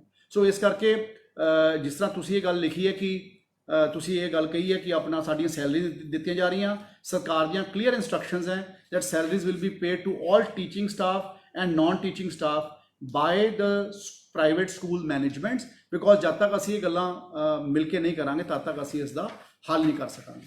ਫਤਿਹਗੜ੍ਹ ਸਾਹਿਬ ਤੋਂ ਇੱਕ ਸਾਥੀ ਹੈ ਅਮਲੋ ਤੋਂ ਵਿੱਕੀ ਗਿੱਲ ਜੀ, ਉਹਨਾਂ ਨੇ ਵੀ ਲਿਖਿਆ ਕਿ ਸਾਡੇ ਬਿਜ਼ਨੈਸਿਸ ਵੀ ਬੰਦ ਹੈ ਤੇ ਸਾਡੇ ਤੋਂ ਸਕੂਲਸ 2 ਮਹੀਨੇ ਦੀ ਫੀਸ ਮੰਗ ਰਹੇ ਆ ਅਪ੍ਰੈਲ ਤੇ ਮਈ ਦੀ, ਤੇ ਸਾਡੇ ਵਾਸਤੇ ਅਫੋਰਡੇਬਲ ਨਹੀਂ ਹੈ। ਮੈਂ ਪਹਿਲਾਂ ਵੀ ਕਿਹਾ ਕਿ ਜਦੋਂ ਤੋਂ ਸਰਵਿਸਿਜ਼ ਪ੍ਰੋਵਾਈਡ ਹੋ ਰਹੀਆਂ, ਜਦੋਂ ਤੋਂ ਸਾਨੂੰ ਆਨਲਾਈਨ ਐਜੂਕੇਸ਼ਨ ਪ੍ਰੋਵਾਈਡ ਸਾਡੇ ਬੱਚਿਆਂ ਨੂੰ ਸਕੂਲ ਨੇ ਕਰਨੀ ਸ਼ੁਰੂ ਕੀਤੀ ਹੈ, ਤੇ ਸਾਨੂੰ ਉਹ ਸਕੂਲ ਉਸ ਵਕਤ ਦੀ ਆਨਲਾਈਨ ਚਾਰजेस ਜਿਹੜੇ ਬੰਦੇ ਜਿਹੜੇ ਸਕੂਲ ਦੇ ਮੈਨੇਜਮੈਂਟਸ ਦੇ ਲੋਕ ਆਨਲਾਈਨ ਫੀਸ ਪੇ ਕਰ ਰਹੇ, ਆਨਲਾइन पढ़ा रहे हैं, वो लोग अपनी ऑनलाइन फीस ले सकते हैं। और मैनू पूरा विश्वास है कि ये गल आने वाले दिनों में फिर कंप्लाई होगी, ताकि कोई भी साथी कोई भी बच्चा साडे पंजाब दा इस करोना की महामारी करके स्कूलों के वलों तकलीफ विच ना आवे। जिथे तक गल हैगी है होर सवालों की, बहुत सारे सवाल है, मेरी कोशिश यही है कि अपना आप सारे मिल के इन्हों आंसर करांगे। एक साथी ने लिखा, नीरज गर्ग है साडे मेरे जिले तो है, संगरूर तो, धूरी तो, इन्होंने ये गल लिखी है कि कई स्कूलों ने अपन 12 इंस्टॉलमेंट्स के विच एडमिशन फीस नूं डिवाइड करता है। देखो मैं ये कहना चाहना, जिन्नी देर साडे स्कूल्स नहीं खुलते, जिन्नी देर साडे स्कूल्स बंद हैं, उस उन्नी देर स्कूल्स बंद हैं तो उन्होंने लॉकडाउन पीरियड मन्निया जाऊगा। और जदों स्कूल खुल जाएंगे उस तो बाद जो रिमेनिंग पीरियड है उस दे विच तुसी अपनी अपने उन्ने क रैशनल के हिसाब नाल तुसी अपनी एडमिशन फीस नूं चार्ज कर सकते जो बच्चे साडे स्कूल जान लग जाएंगे। इसदा मतलब ये होया कि जे स्कूल 3 महीनों बाद खुलते हैं तो 9 महीने रह जाते हैं, तो 9 महीनों के हिसाब नाल जिन्नी एडमिशन फीस बनती है उन्नी ही एडमिशन फीस पे करने की जरूरत है, क्योंकि अदरवाइज तो ये बड़ा डिफिकल्ट गल हो जाऊगी जे आप 9 महीनों के ही 12 महीनों की फीस नूं करता तो फिर तो कोई रिलीफ ही ना मिले। तो इस करके क्लीयर इंस्ट्रक्शनस ये असी दित्ती हैं और मैनू पूरा विश्वास है जिस तरह नीरज जी ने कहा, इस तरह होर बहुत सारे साथियों ने कहा, और आप इस गल नूं ये गल करन तो बाद इनू पूरा करांगे।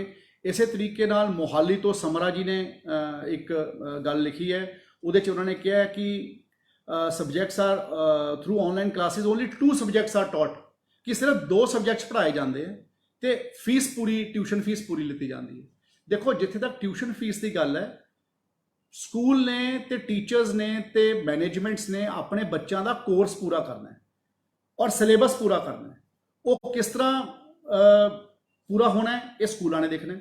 आप सबनों पता है कि आप भी कदे कोई ये गल सोचा नहीं सी कि कोरोना की महामारी करके स्कूल बंद हो जाएंगे, और जो स्कूल बंद हो गए तो जे साडे कोले कोई समा बचे है, जिहड़ा समा बचे है उस दे विच ही लोग अपने बच्चों को पढ़ाउणगे ते पढ़ा के अपने बच्चों का कोर्स पूरा करेंगे, तां ही साडे बच्चे अगली क्लासां जाणगे।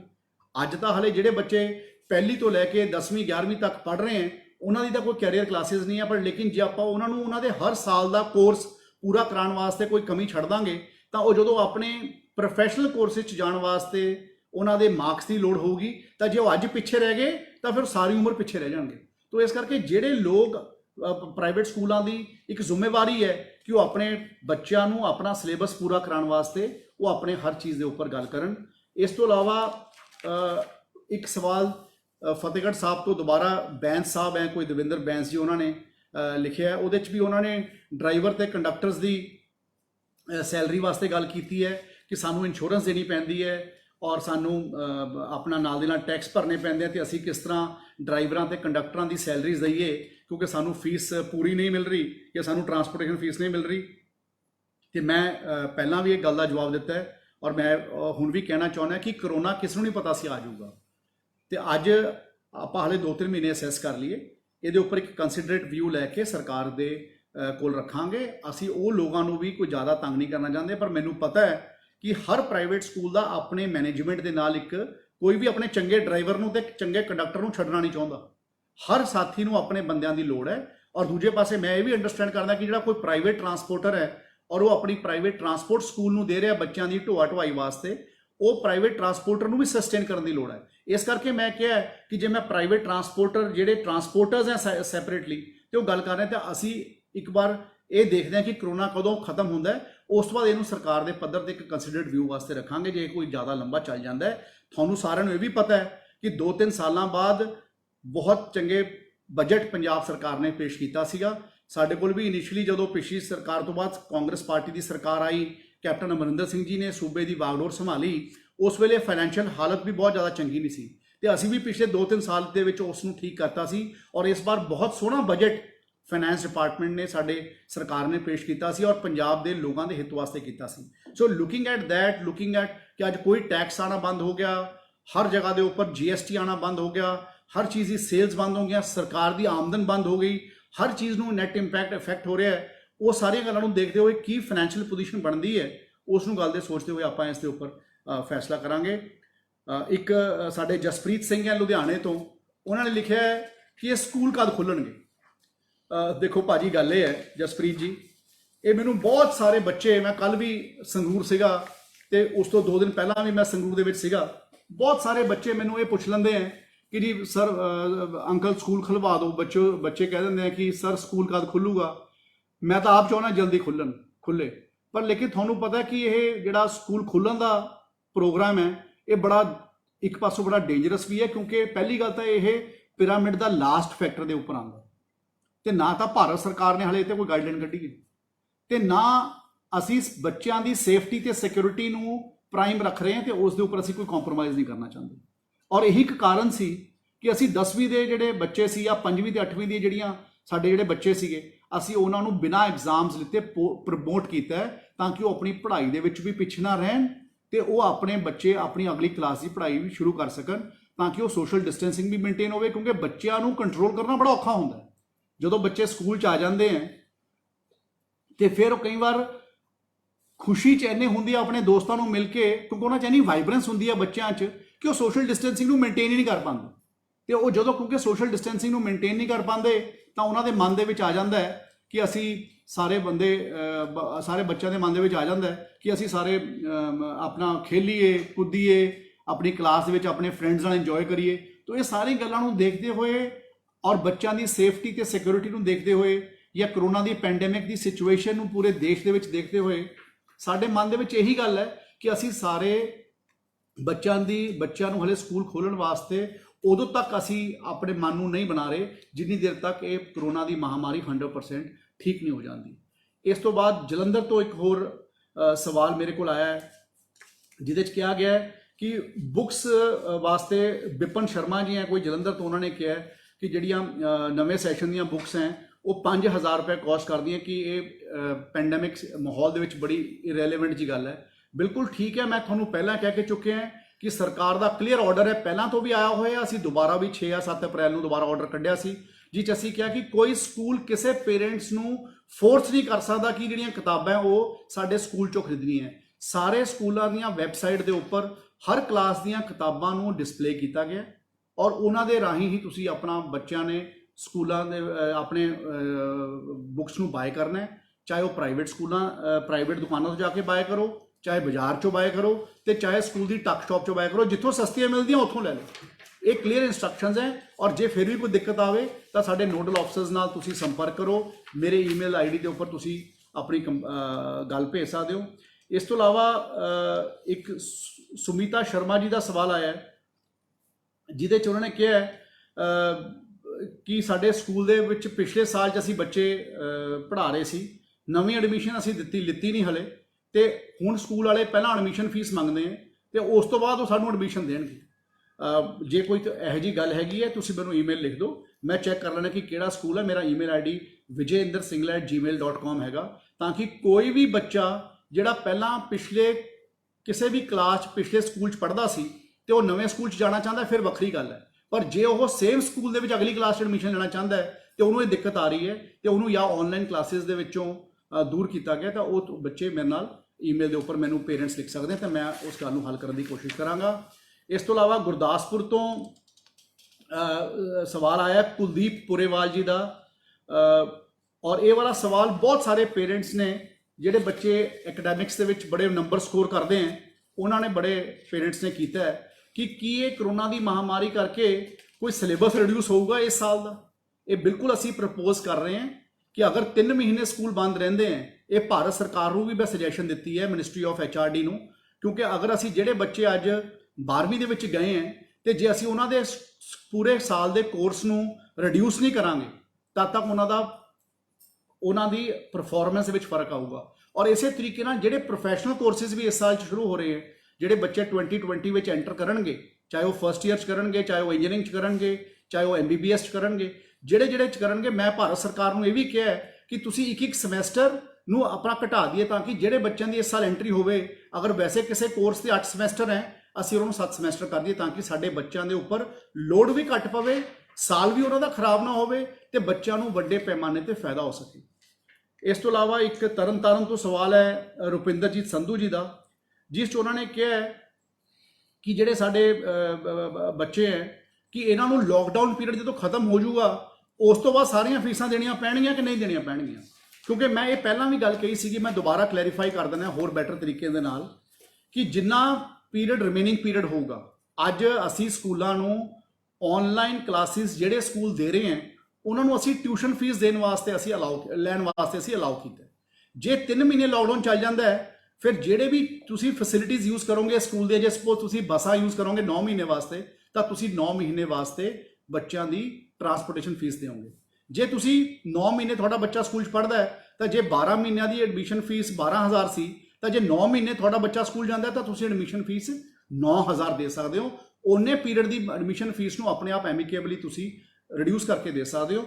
ਔਰ ਮੈਨੂੰ ਪੂਰਾ ਵਿਸ਼ਵਾਸ ਹੈ ਕਿ ਸਕੂਲਸ ਇਸ ਗੱਲ ਨੂੰ ਪੂਰਾ ਸਪੋਰਟ ਕਰਨਗੇ, ਕਿਉਂਕਿ ਅਸੀਂ ਆਪਣੇ ਬੱਚਿਆਂ ਨੂੰ ਅਗਰ ਅਸੀਂ ਅੱਜ ਰਿਲੀਫ ਦਿੱਤਾ ਹੈ, ਪੇਰੈਂਟਸ ਨੂੰ ਰਿਲੀਫ ਦਿੱਤਾ ਹੈ, ਔਰ ਉਹ ਰਿਲੀਫ ਤਾਂ ਹੀ ਗਰਾਊਂਡ ਲੈਵਲ ਦੇ ਉੱਪਰ ਪ੍ਰੋਪਰਲੀ ਐਗਜ਼ੀਕਿਊਟ ਹੋਊਗਾ ਜੇ ਅਸੀਂ ਇਸ ਗੱਲ ਨੂੰ ਇਸ ਤਰੀਕੇ ਨਾਲ ਇੰਪਲੀਮੈਂਟ ਕਰਾਂਗੇ। ਇਸ ਤੋਂ ਇਲਾਵਾ ਬਠਿੰਡੇ ਤੋਂ ਜਗਪ੍ਰੀਤ ਸਿੰਘ ਹੈ, ਉਹਨਾਂ ਨੇ ਲਿਖਿਆ ਹੈ ਕਿ ਜਦੋਂ ਸਕੂਲ ਦੇ ਬੱਚੇ ਕੋਈ ਸਕੂਲ ਦਾ ਇਨਫਰਾਸਟ੍ਰਕਚਰ ਯੂਜ਼ ਨਹੀਂ ਕਰ ਰਹੇ ਤੇ ਸਿਰਫ ਓਨਲੀ ਆਨਲਾਈਨ ਕਲਾਸਿਸ ਮਿਲ ਰਹੀਆਂ ਹੈ, ਕਿ ਐਜੂਕੇਸ਼ਨ ਡਿਪਾਰਟਮੈਂਟ ਕੋਈ ਟਿਊਸ਼ਨ ਫੀਸ ਫਿਕਸ ਕਿਉਂ ਨਹੀਂ ਕਰ ਦਿੰਦਾ ਲੋਕਡਾਊਨ ਪੀਰੀਅਡ ਦੀ, ਤਾਂ ਕਿ ਸਕੂਲ ਜ਼ਿਆਦਾ ਚਾਰਜ ਨਾ ਕਰ ਸਕਣ।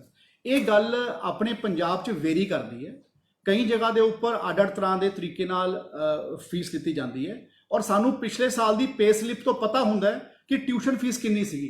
ਕਿਉਂਕਿ ਪਹਿਲਾਂ ਜਦੋਂ ਪਿਛਲੇ ਸਾਲ ਅਸੀਂ, ਔਰ ਇਹ ਵੀ ਗੱਲ ਮੈਂ ਬਿਲਕੁਲ ਪਬਲਿਕ ਡੋਮੇਨ ਦੇ ਵਿੱਚ ਕਲੀਅਰਲੀ ਕਹਿਣਾ ਚਾਹੁੰਦਾ ਹਾਂ, ਪਿਛਲੇ ਸਾਲ ਦੀ ਫੀਸ ਤੇ ਇਸ ਸਾਲ ਦੀ ਫੀਸ ਦੇ ਵਿੱਚ ਜਿਹੜੀ ਐਨਹਾਂਸਮੈਂਟ ਕਲੌਜ਼ ਹੁੰਦੀ ਸੀ, ਅਸੀਂ ਸਰਕਾਰ ਵੱਲੋਂ ਇਹ ਵੀ ਆਰਡਰ ਕੀਤਾ ਕਿ ਇਸ ਵਾਰ ਕੋਈ ਵੀ ਐਨਹਾਂਸਮੈਂਟ ਚਾਰਜ ਨਹੀਂ ਕਰੂਗਾ।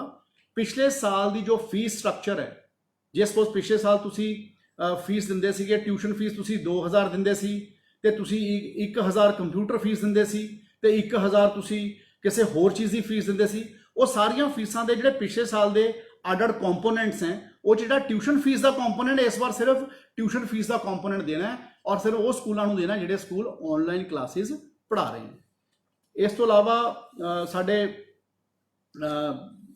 ਕਿਸੇ ਨੇ ਮੈਨੂੰ ਲਿਖਿਆ ਫਿਰੋਜ਼ਪੁਰ ਤੋਂ ਰਾਜਨ ਜੀ ਨੇ, ਔਰ ਕਿ ਸਾਡਾ ਅਗਰ ਇੰਟਰਨੈਟ ਦਾ ਪੈਕ ਖਤਮ ਹੋ ਜਾਊਗਾ ਤਾਂ ਫਿਰ ਅਸੀਂ ਕੀ ਕਰ ਸਕਦੇ ਹਾਂ। ਦੇਖੋ ਮੈਨੂੰ ਵੀ ਪਤਾ ਕਿ ਕਰੋਨਾ ਦੀ ਮਹਾਮਾਰੀ ਕਰਕੇ ਅਸੀਂ ਵੀ ਸਰਕਾਰੀ ਸਕੂਲਾਂ 'ਚ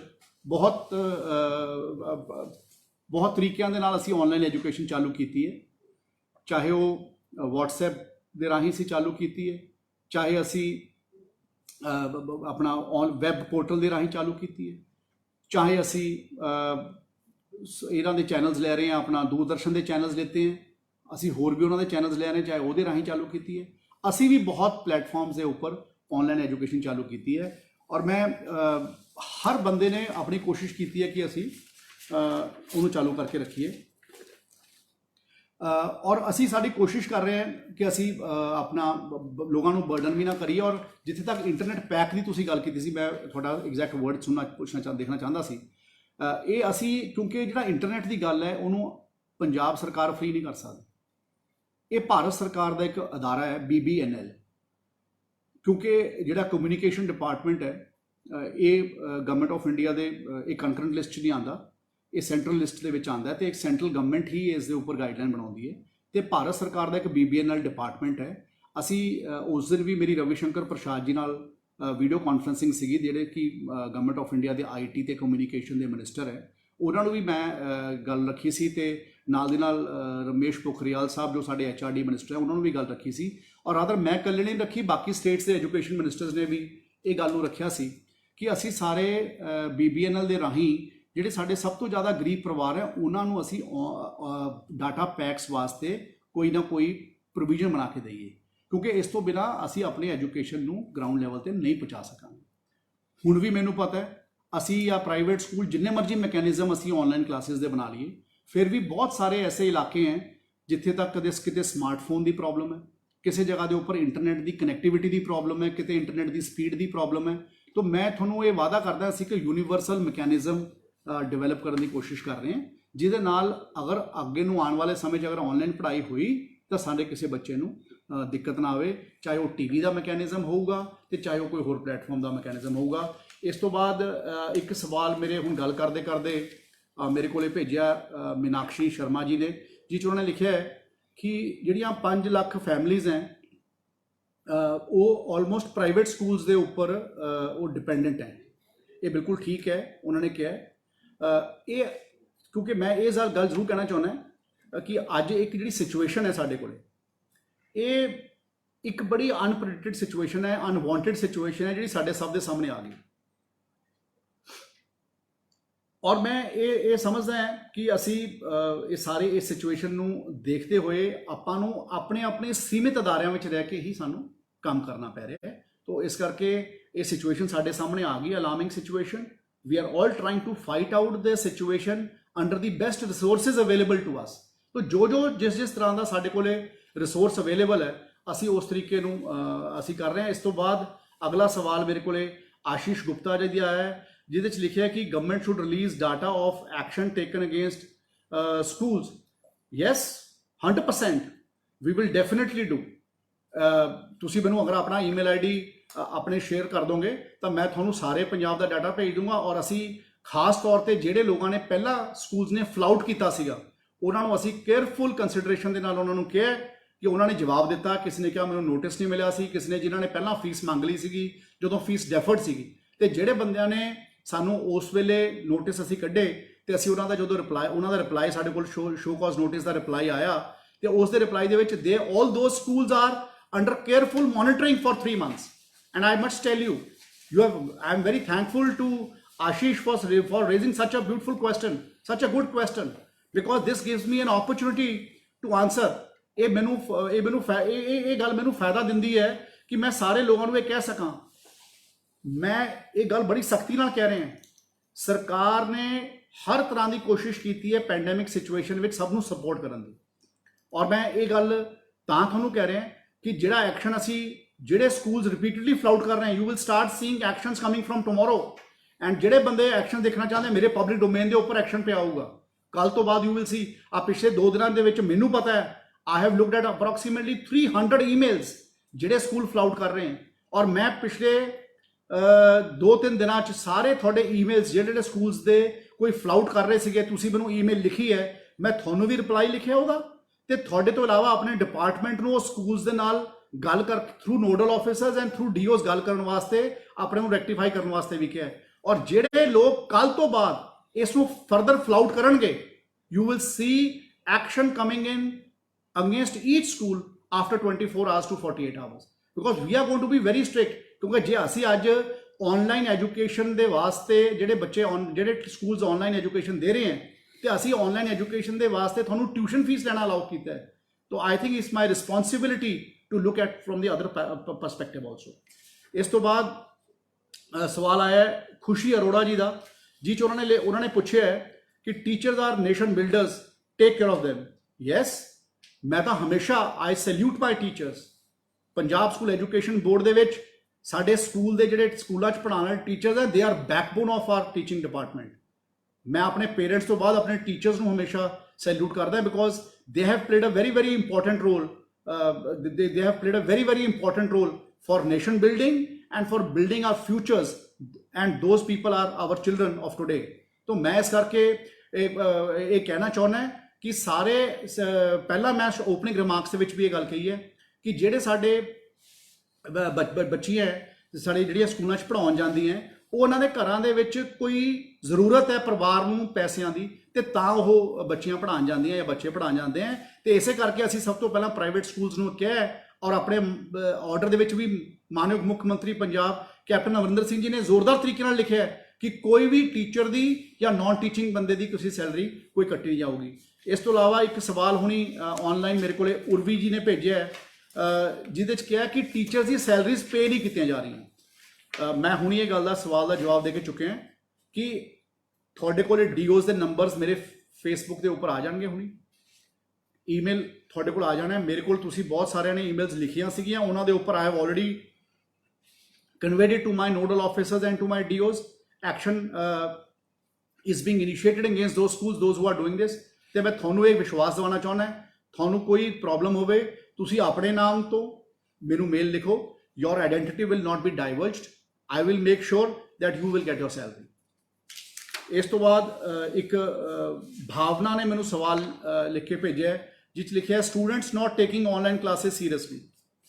ਬਈ ਮੈਂ ਸਾਰੇ ਬੱਚਿਆਂ ਨੂੰ ਹੱਥ ਜੋੜ ਕੇ ਇਹ ਬੇਨਤੀ ਕਰਨਾ ਚਾਹੁੰਦਾ, ਇਹ ਜਿਹੜੀਆਂ ਆਨਲਾਈਨ ਕਲਾਸਿਸ ਹੈ ਇਹ ਤੁਹਾਡੇ ਫਾਇਦੇ ਵਾਸਤੇ ਹੈ, ਇਹ ਸਾਡੇ ਭਵਿੱਖ ਵਾਸਤੇ ਹੈ।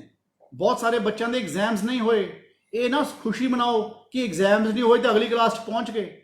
ਆਪਾਂ ਅਗਰ ਜ਼ਿੰਦਗੀ ਦੇ ਵਿੱਚ ਕੁਝ ਬਣਨਾ ਹੈ ਤਾਂ ਬਣ ਪਾਵਾਂਗੇ ਜੇ ਆਪਾਂ ਆਪਣੀ ਪੜ੍ਹਾਈ ਨੂੰ ਚੰਗੇ ਤਰੀਕੇ ਨਾਲ ਕਰ ਸਕਾਂਗੇ, ਆਪਣੀ ਮੁੱਢਲੀ ਪੜ੍ਹਾਈ ਨੂੰ ਚੰਗੇ ਤਰੀਕੇ ਨਾਲ ਕਰ ਸਕਾਂਗੇ। ਕਈ ਵਾਰ ਆਪਾਂ ਛੋਟੇ ਕਲਾਸ 'ਚ ਹੁੰਦੇ ਹਾਂ, ਆਪਾਂ ਕਹਿੰਦੇ ਯਾਰ 12ਵੀਂ ਦੀ ਪੜ੍ਹਾਈ ਦੇ ਨੰਬਰ ਕਮ ਆਉਣਗੇ ਤੇ 10ਵੀਂ ਤੇ 8ਵੀਂ 9ਵੀਂ 'ਚ ਘੱਟ ਆ ਜਾਣਗੇ, ਫਰਕ ਨਹੀਂ ਪੈਂਦਾ। ਪਰ ਜੇ ਆਪਾਂ ਕੋਈ ਕੋਰਸ ਪਿਛਲੀਆਂ ਕਲਾਸਾਂ 'ਚੋਂ ਭੁੱਲੇ ਹੋਵਾਂਗੇ ਜਾਂ ਨਹੀਂ ਪੜ੍ਹਿਆ ਹੋਊਗਾ ਤਾਂ 12ਵੀਂ 'ਚ ਜਾ ਕੇ ਵੀ ਉਹ ਪੜ੍ਹਾਈ ਆਉਂਦੀ ਹੋਣੀ। ਤਾਂ ਇਸ ਕਰਕੇ ਮੈਂ ਸਾਰੇ ਬੱਚਿਆਂ ਨੂੰ, ਸਾਰੇ ਬੱਚਿਆਂ ਦੇ ਪੇਰੈਂਟਸ ਨੂੰ ਇਹ ਕਹਿਣਾ ਚਾਹੁੰਦਾ ਕਿ ਇਹ ਆਨਲਾਈਨ ਪੜ੍ਹਾਈ ਨੂੰ ਆਪਾਂ ਜ਼ਿਆਦਾ ਨਾ ਸੋਚੀਏ, ਆਪਾਂ ਆਪਣੀ ਪੜ੍ਹਾਈ ਨੂੰ ਮੁੱਖ ਰੱਖੀਏ ਔਰ ਆਪਾਂ ਨੂੰ ਪੜ੍ਹਨਾ ਸਾਡੇ ਵਾਸਤੇ ਬਹੁਤ ਜ਼ਰੂਰੀ ਹੈ। ਇਸ ਤੋਂ ਇਲਾਵਾ ਇਸ ਤੋਂ ਬਾਅਦ ਇੱਕ ਕਿਰਨ ਜੀ ਨੇ ਮੈਨੂੰ ਭੇਜਿਆ ਕਿ ਵਕੇਸ਼ਨਸ ਦੀ ਫੀਸ ਦੇਣੀ ਹੈ ਕਿ ਨਹੀਂ, ਇਹਦਾ ਗਾਈਡਲਾਈਨਸ ਦਾ ਪ੍ਰੋਸੈਸ ਹੈ। ਜਿਸ ਤਰ੍ਹਾਂ ਪਿਛਲੇ ਸਾਲਾਂ 'ਚ ਹੁੰਦਾ ਸੀਗਾ ਉਸੇ ਤਰੀਕੇ ਨਾਲ ਇਹ ਵਾਲੀ ਗੱਲ ਹੋਊਗੀ, ਕਿਉਂਕਿ ਅਸੀਂ ਫੀ ਰੈਗੂਲੇਸ਼ਨ ਐਕਟ ਦੇ ਵਿੱਚ ਬਹੁਤ ਜ਼ਿਆਦਾ ਤਬਦੀਲੀਆਂ ਆਪਣੇ ਪੱਧਰ ਤੇ ਨਹੀਂ ਕਰ ਸਕਦੇ।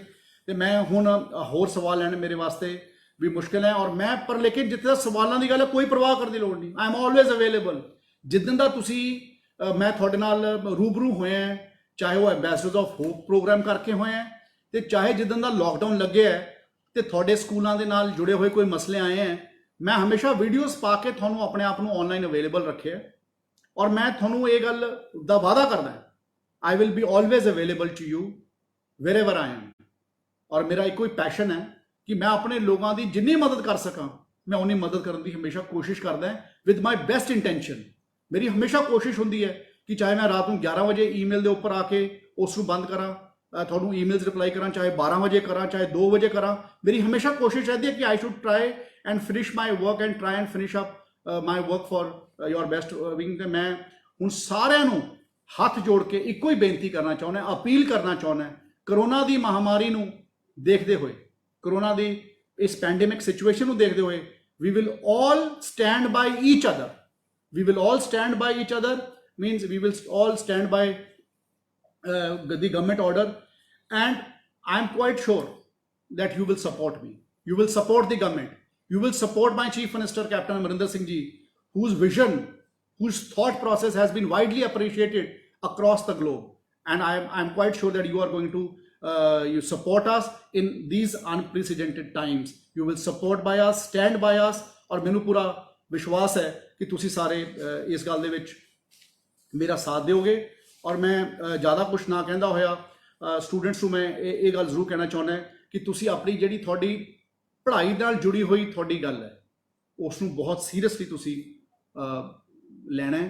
अपने पेरेंट्स नाल तुसी कोऑपरेट करना है, पेरेंट्स ते तुसी सहयोग ਦੇ ਵਿੱਚ ਤੁਸੀਂ ਹਮੇਸ਼ਾ ਪੇਰੈਂਟਸ ਦੀ ਗੱਲ ਨੂੰ ਮੰਨਣਾ ਹੈ, ਇੱਜ਼ਤ ਕਰਨੀ ਹੈ। ਜਦੋਂ ਕੋਈ ਪੇਰੈਂਟਸ, ਕਈ ਵਾਰ ਆਪਾਂ ਵੱਡੇ ਹੋ ਜਾਂਦੇ ਹਾਂ ਨਾ ਤੇ ਸਾਨੂੰ ਲੱਗਦਾ ਕਿ ਸਾਡੇ ਪੇਰੈਂਟਸ ਚੰਗੀ ਗੱਲ ਨਹੀਂ ਕਰ ਰਹੇ ਤੇ ਆਪਾਂ ਉਹਨਾਂ ਦੀ ਗੱਲ ਮੰਨਣੀ ਘੱਟ ਕਰ ਦਿੰਦੇ। ਕਈ ਵਾਰ ਸਾਨੂੰ ਲੱਗਣ ਲੱਗ ਜਾਂਦਾ ਕਿ ਅਸੀਂ ਜ਼ਿਆਦਾ ਸਿਆਣੇ ਹੋ ਗਏ, but our parents are our parents, they have wherever we are today is because of them. ਤੇ ਇਹ ਗੱਲਾਂ ਨੂੰ ਅਗਰ ਅਸੀਂ ਆਪਣੇ ਮਨ 'ਚ ਰੱਖਾਂਗੇ, ਆਪਣੇ ਧਿਆਨ 'ਚ ਰੱਖਾਂਗੇ, ਆਪਣੇ ਪੇਰੈਂਟਸ ਦੀ ਗੱਲ ਨੂੰ ਮੰਨਦੇ ਰਹਾਂਗੇ, ਉਹ ਸਾਨੂੰ ਹਰ ਸਿਚੁਏਸ਼ਨ 'ਚੋਂ ਬਾਹਰ ਕੱਢਣ ਵਾਸਤੇ ਹਮੇਸ਼ਾ ਪੈਰਾਂ ਦੇ ਭਾਰ ਸਾਡੇ ਵਾਸਤੇ ਖੜੇ ਰਹਿੰਦੇ ਆ, ਚਾਹੇ ਜਿਹੋ ਜਿਹੀ ਮਰਜ਼ੀ ਸਿਚੁਏਸ਼ਨ ਹੋਵੇ। ਜਿੱਥੇ ਤੱਕ ਟੀਚਰਸ ਦੀ ਗੱਲ ਹੈ, ਨੌਨ ਟੀਚਿੰਗ ਸਟਾਫ ਦੀ ਗੱਲ ਹੈ, ਮੈਂ ਤੁਹਾਨੂੰ ਸਿਰਫ ਇਹ ਕਹਿਣਾ ਚਾਹੁੰਦਾ, ਮੈਂ ਹਮੇਸ਼ਾ ਤੁਹਾਡੇ ਨਾਲ, ਸਾਰਿਆਂ ਦੇ ਨਾਲ ਹਾਂ। ਮੈਂ ਇਹ ਨਹੀਂ ਕਿ ਮੈਂ ਇਕੱਲੇ ਕੋਈ ਇੱਕ ਸੈਕਸ਼ਨ ਦੇ ਨਾਲ ਹੈ, I am with everybody. But ਆਪਾਂ ਇਹ ਸਾਰੇ ਡਿਫਿਕਲਟ ਟਾਈਮ ਦੇ ਵਿੱਚ ਆਪਾਂ ਸਾਰਿਆਂ ਨੇ ਇਕੱਠੇ ਰਹਿਣਾ, ਇਕੱਠੇ ਸਹਿਯੋਗ ਕਰਨਾ। We all have to cooperate with each other. ਅੰਤ ਦੇ ਵਿੱਚ ਮੈਂ ਤੁਹਾਨੂੰ ਸਾਰਿਆਂ ਨੂੰ ਇੱਕੋ ਗੱਲ ਕਹਿਣਾ ਚਾਹੁੰਦਾ, ਕਿਸੇ ਨੂੰ ਕੋਈ ਤਕਲੀਫ ਹੈ ਮੇਰੇ ਨੋਡਲ ਆਫਿਸਰਸ ਦੇ ਈਮੇਲ ਆਈਡੀਜ਼ ਪਬਲਿਕ ਡੋਮੇਨ ਦੇ ਵਿੱਚ ਆ ਰਹੇ ਹਨ ਤੁਹਾਡੇ ਕੋਲ, ਉਹਨਾਂ ਦੇ ਉੱਪਰ ਕਰੋ।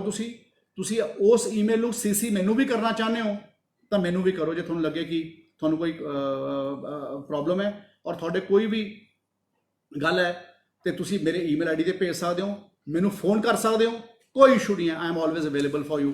ਮੇਰਾ ਇੱਕੋ ਹੀ ਥਾਟ ਹੈ ਦੈਟ ਆਪਾਂ ਸਾਰੇ ਮਿਲ ਕੇ ਕਰਾਂਗੇ। ਔਰ ਮੈਨੂੰ ਪਤਾ ਸਾਰੇ ਬੰਦੇ, ਬਹੁਤ ਸਾਰੇ ਮੇਰੇ ਪਿਆਰੇ ਬੱਚੇ ਜਿਨ੍ਹਾਂ ਬਾਰੇ ਮੈਂ ਪਹਿਲਾਂ ਸ਼ੁਰੂ 'ਚ ਗੱਲ ਕੀਤੀ ਸੀ ਕਿ ਉਹਨਾਂ ਨੇ ਬੜੇ ਹੌਸਲੇ ਨਾਲ ਐਂਬੈਸਡਰਸ ਆਫ ਹੋਪ ਦੇ ਵਿੱਚ ਪਾਰਟਿਸਿਪੇਟ ਕੀਤਾ। ਇੱਕ ਗੱਲ ਮੈਂ ਤੁਹਾਨੂੰ ਬੱਚੋ ਕਹਿਣਾ ਚਾਹੁੰਦਾ, ਤੁਹਾਡੇ ਸਾਰਿਆਂ ਦੀ ਪਾਰਟਿਸਿਪੇਸ਼ਨ ਕਰਕੇ, ਤੁਹਾਡੇ ਪੇਰੈਂਟਸ ਦੇ ਸਹਿਯੋਗ ਕਰਕੇ, ਤੁਹਾਡੇ ਟੀਚਰਸ ਤੇ ਤੁਹਾਡੀ ਮੈਨੇਜਮੈਂਟਸ ਤੇ ਤੁਹਾਡੇ ਪ੍ਰਿੰਸੀਪਲਸ ਦੀ ਸਪੋਰਟ ਕਰਕੇ, ਪ੍ਰਾਈਵੇਟ ਸਕੂਲਸ ਤੇ ਗਵਰਨਮੈਂਟ ਸਕੂਲਸ ਦੇ ਸਾਰੇ ਸਿੱਖਿਆ ਵਿਭਾਗ ਦੇ ਸਾਡੇ ਮਿਹਨਤੀ ਟੀਚਰ ਸਾਹਿਬਾਨ ਤੇ ਆਫਿਸਰਸ ਤੇ ਮੈਂਬਰ ਸਾਹਿਬਾਨਾਂ ਦੇ ਸਹਿਯੋਗ ਕਰਕੇ ਆਪਾਂ ਐਂਬੈਸਡਰਸ ਆਫ ਹੋਪ ਨੂੰ ਵਰਲਡ ਰਿਕਾਰਡ ਦਾ ਖਿਤਾਬ ਦਵਾ ਸਕੇ ਹਾਂ।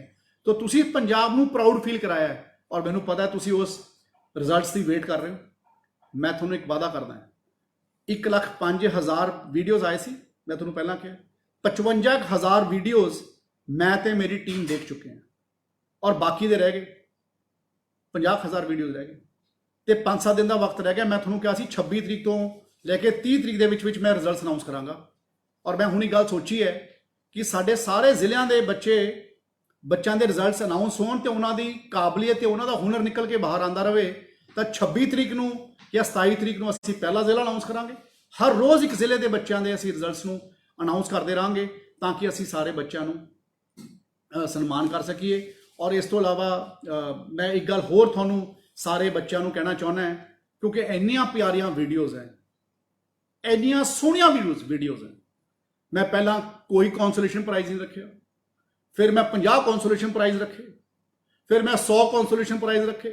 ਹੁਣ ਵੀਡੀਓਜ਼ ਇੰਨੀਆਂ ਸੋਹਣੀਆਂ, ਜਿਹੜੇ ਵੱਡੇ ਪ੍ਰਾਈਜ਼ ਹੈ ਉਹ ਤਾਂ ਮੈਂ ਨਹੀਂ ਵਧਾਏ, ਉਹ ਤਾਂ 66 ਦੇ 66 ਹੀ ਹੈ।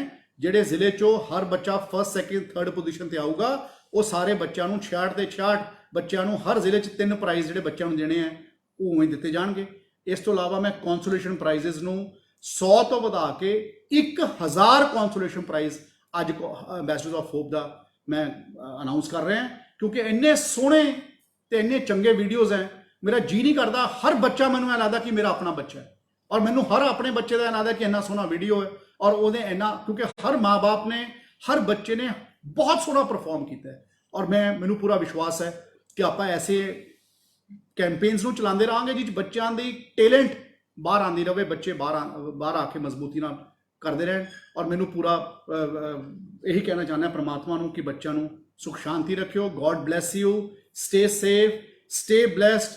ਸਤਿ ਸ਼੍ਰੀ ਅਕਾਲ, ਨਮਸਕਾਰ, ਜੈ ਹਿੰਦ, ਜੈ ਭਾਰਤ।